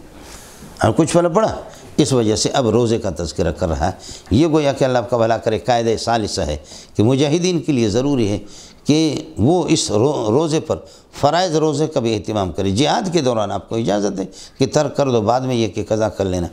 یا ایھا الذین آمنوا کتب علیکم الصیام، یا یہ کہ دوسرا ربط آپ آسان کرے کہ ابھی وصیت کا مسئلہ گزرا تھا، بعض لوگ وصیت کے اندر حد سے زیادہ تجاوز کرتے ناجائز، مثلا ثلث سے زیادہ جو وصیت کرے گا ناجائز ہے، جیسے کہ حدیث میں بتایا گیا، تو اس لیے یہ بھی حرام ناجائز ہے۔ اس سے بچانے کے لیے روزہ ایک چیز ہے، روزے کا اہتمام کریں۔ کچھ بھلا پڑ گیا۔ ایک تو مسئلہ میں نے آپ سے عرض کیا، اقام الصلاۃ ایک قاعدہ تھا، آت الزکوٰۃ یہ بھی قاعدہ ہے، یعنی جہاد میں کامیابی کے لیے، اور یا ایھا الذین کتب علیکم الصیام، روزہ بھی اسی طریقے پر اس کا بھی اہتمام کریں گے، مجاہدین کے لیے ضروری ہے۔ اور دوسرا مسئلہ یہ کہ آسان ربط ہے ماقبل میں کہ ابھی وصیت کا مسئلہ آ گیا، وصیت کے اندر آدمی جان بوجھ کر کے حد سے زیادہ یہ کہ تجاوز نہ کرے، اور وصیت کے اندر یہ ہے کہ حرام کا ارتکاب نہ کرے، لہذا وہ اس صورت میں ہوگا جب روزے کا اہتمام کرے گا تو آدمی گناہوں سے بچے گا۔ یا ایھا الذین آمنوا کتب علیکم الصیام، لوگوں روزے تم پر فرض ہو گیا، کتابتاً کائناً کما کتب علی الذین مضوا من قبلکم، جیسے کہ تم سے پہلے لوگوں پر یہ کہ روزہ فرض ہو گیا تھا۔ پہلے لوگوں پر 30 روزے تو نہیں تھے، مانا نفس روزہ ان کے دنوں کی تعداد اور مہینے الگ الگ ہوا کرتے، لیکن روزہ فرض رہا ہے، بہرحال ان پر بھی فرض رہا ہے اور آپ پر بھی۔ یا ایھا الذین آمنوا کتب علیکم الصیام کما کتب کتابتاً کائنتاً، اس طرح تم پر فرض ہے، کما کتب علی الذین مضوا من قبلکم، جیسے کہ تم سے پہلے لوگ گزر چکے ہیں، لعلکم تتقون کا معنی لکھی تتقو، تاکہ ہے کہ تم متقی اور پرہیزگار بن جاؤ۔ ایام معدودات، صوموا ایام معدودات، گنے چنے دن روزہ رکھا کرو. فمن کان منکم مریضا، جو تم میں سے یہ کہ بیمار ہے، او علی سفر، یا سفر کی پیٹھ پر ہے، مسافر ہے. سفر جاری ہے، ایک سفر قاری ہے، اجازت آپ کو ہے، لیکن شریعت کے اشارے ہے کہ سفر جاری. آپ جا رہے ہیں مستقل، لاہور جا رہے ہیں، سمجھ شریف میں یہ سفر جاری ہے. اور ایک آپ آگے 10 دن کے لیے کراچی میں ٹھہرے ہوئے 10 دن کے لیے، 11ویں دن واپس آپ جائیں تو 10 دن آپ تو کراچی میں رہ رہے. یہ سفر قاری ہے، قرار ہے، آپ کو جاری نہیں ہے. اس میں تو روزہ رکھو. جا رہے ہیں آدمی راستے پر، وہ سفر جاری ہے. آپ کو میں اعلیٰ سفر کی پیٹھ پر ہو. صوموا ایام معدودات، گنے چنے چند دن روزہ رکھو. فمن کان منکم مریضا، جو تم میں سے مریض ہو، او علی سفر، یا سفر کے پیٹھ پر ہو، سفر میں ہو، فعلیہ عدۃ من ایام اخر، تو اس پر لازم ہے دیگر دنوں میں سے چند دن. یہ جیسے کہ 10 دن سفر کے دوران اس نے کھا لیا تو رمضان کے بعد یہ ہے کہ 10 دن اور قضا کریں گے. فعلیہ عدۃ من ایام اخر. وعلی الذین یطیقون الصیام، جو لوگ روزے کی طاقت رکھتے ان پر لازم ہے فدیۃ طعام مسکین. پھر بھی روزہ نہیں رکھتے، فدیۃ طعام مسکین، وہ فدیہ دے دے. فدیہ کیا ہے؟ طعام مسکین، ایک مسکین کو صبح شام کھانا کھلائے. 100 روپے بنتے ہیں اس کے. صدقۃ الفطر کی جو رقم ہے وہی رقم یہ کہ جو روزہ کی طاقت رکھتا ہے لیکن پھر بھی روزہ نہیں رکھتا تو وہ فدیہ دے دے. یہ پہلے تھا مولانا، اب یہ منسوخ ہو گیا. اب آگے جیسے آتے ہیں فمن شہد منکم الشہر، جو تم میں سے رمضان کے مہینے میں حاضر ہو جائے، فلیصم ہو فلیصم فیہ، ضرور اس میں روزہ رکھے. لیصم امر کا صیغہ ہے. اب یہ آیت منسوخ ہو چکی ہے. پہلے یہی تھا کہ وعلی الذین یطیقون الصیام، جو روزے کی طاقت رکھتے ہیں، روزے کی جو طاقت رکھتے ہیں ان پر لازم ہے کہ فدیۃ طعام مسکین، ایک مسکین کو یہ ہے کہ فدیہ. طعام مسکین یہ بدل ہے، اللہ آپ کا بھلا کرے، فدیۃ سے یہ مبتدا مؤخر بنے گا. علی الذین یطیقون، موصول صلہ جار مجرور، خبر مقدم ہے. ثابتۃ کائنۃ حاصلۃ موجودۃ مستقرۃ. کچھ فرق پڑا؟ ہاں جی. ایک صورت یہ ہے کہ روزے کی طاقت رکھتا ہے فدیہ دے دے، یہ چیز تھی لیکن یہ ہے کہ منسوخ ہو گئی. ایک فمن شہد منکم الشہر فلیصم، اس سے منسوخ. دوسرا یہ کہ وعلی الذین لا یطیقونہ، جو لوگ روزے کی طاقت نہیں رکھتے، لا مقدر ہے. اور اس طرح قرآن میں کئی جگہوں پر ہے، صرف اس جگہ پر ہم نہیں کر رہے ہیں. یبین اللہ لکم ان تضلوا، اللہ یہ ہے کہ تمہارے لیے بیان کرتا ہے کہ تم گمراہ ہو جاؤ. ان تضلوا، تو یبین اللہ لکم الا تضلوا. سمجھتے ہیں؟ اس طرح ہوتا ہے. وتکتم الحق ولا تکتم الحق، ربنا ظلمنا انفسنا وان لم تغفر لنا وترحمنا، یعنی ولم ترحمنا. ایسے میں تو یہاں پر یہ ہے کہ لا مقدر ہے. لا یطیقون، جو روزے کی طاقت نہیں رکھتے وہ فدیہ دے دے. دو. تیسرا یہ کہ یہ حمزہ سلب کے لیے، جیسے اکالہ کہتے ہیں کہ ازالت القول الاول، پہلے قول کو، تو وعلی الذین یطیقون کو معنی جو طاقت نہیں رکھتے ہیں. جیسے بڈھا ہے، بوڑھے اور بوڑھا اور بوڑھی، وہ یہ کہ فدیۃ طعام مسکین فدیہ دے دے. تو علی الذین یطیقون کا معنی علی الذین، وہ لوگ جو طاقت نہیں رکھتے. حمزہ سلب کا ہوگا، افعال کا حمزہ سلب کے لیے آتا ہے. جیسے کہ افلس کا معنی مفلس، مفلس کا معنی افلس، افلس زید مفلس ہوگی، یہ حمزہ سلب کے لیے. یعنی فلس فلوس اس سے مسلوب ہو گئے تبھی تو مفلس بن گئے. یہ حمزہ سلب کے لیے آیا مسئلہ سمجھ. چوتھی چیز جو حضرت اقدس شاہ ولی اللہ رحمۃ اللہ علیہ فرماتے ہیں کہ اس کا تعلق روزوں کے فدیے سے نہیں ہے، اس کا تعلق یہ صدقۃ الفطر ہے. وعلی الذین یطیقون، جو صدقۃ الفطر کی طاقت رکھتے ہیں اس کی مقدار کیا ہے؟ فدیۃ طعام مسکین، ایک مسکین کو، اور وہی 100 روپے ہے صبح شام مسکین کی جو کا. اس سے یطیقونہ سے جو روزے کی طاقت نہیں ہے بلکہ صدقۃ الفطر کی جو طاقت ہے. تو صدقۃ الفطر وہ تو مؤنث ہے، تو جواب یہ ہے کہ وہ طعام اور اطعام کی معنی میں ہو کر کے مذکر. یہ 4 باتیں ہوں گی، سمجھیے. اور قرأتیں وعلی الذین یطوقونہ آتے ہیں، اور بھی بخاری میں اضافہ ہے، آپ کے لیے یہی ٹھیک ہے. فمن تطوع خیرا، جو نیکی کا کام خوشی سے زیادہ کرے، فهو خیر له، اس کے لیے بہتر. وان تصوموا، اور یہ کہ روزہ رکھو، یہ مبتدا بنے گا بتاویل مصدر، خیر لکم، یہ تمہارے لیے بہتر ہے، ان کنتم تعلمون، اگر آپ جانتے ہو. اب یہ کہ وہ تلک الایام، وہ چند دن روزہ رکھو، وہ کیا ہے؟ تلک الایام مبتدا بنے گا. وہ دن، وہ چند ایام جو آپ کو روزے رکھنے، شہر و رمضان، وہ رمضان کا مہینہ الذی انزل فیہ القرآن، جس میں قرآن نازل ہو چکا ہے۔ شب قدر میں، رمضان کے مہینے میں شب قدر میں، اس میں لوح محفوظ سے سماء دنیا پر، پھر سماء دنیا سے پھر زمین پر یہ کہ 23 سال اس کو لگا۔ کچھ بلا پڑا مولانا؟ شہر رمضان تلک الایام، وہ ایام جو روزہ رکھنے آپ کو وہ کیا ہے؟ شہر رمضان، رمضان کا مہینہ ہے، اس میں روزہ رکھنا ہے۔ الذی انزل فیہ القرآن، جس میں قرآن نازل ہو گیا۔ اس حال میں قرآن نازل ہو گیا ہدی للناس، لوگوں کی رہنمائی کرنے والی کتاب ہے، وبینات من الہدی والفرقان، اور اللہ کا بھلا کر حق و باطل میں فرق کرنے اور ہدایت کے چند یہ ہے کہ دلائل ہے، ہدایت کے واضح نشانیاں دلائل۔ فمن شہد منکم الشہر، جو تم میں سے روزے کے مہینے میں حاضر ہو جائے، فلیصم، تو روزہ رکھے۔ ومن کان مریضا او علی سفر، لیکن جو شخص یہ ہے کہ مریض ہو او علی سفر، یا سفر پر ہو، فعلیہ عدۃ من ایام اخر، تو اس پر یہ ہے کہ لازم ہے گنے چنے چند دن دیگر قضا کر لیں۔ یرید اللہ بکم الیسر، یرید اللہ بکم الیسر، اللہ تمہارے لیے یہ ہے کہ اللہ آپ کا بھلا کرے، آسانی چاہتا ہے، یعنی سفر کے دوران عدم صیام، روزہ نہ رکھو، اللہ آسانی۔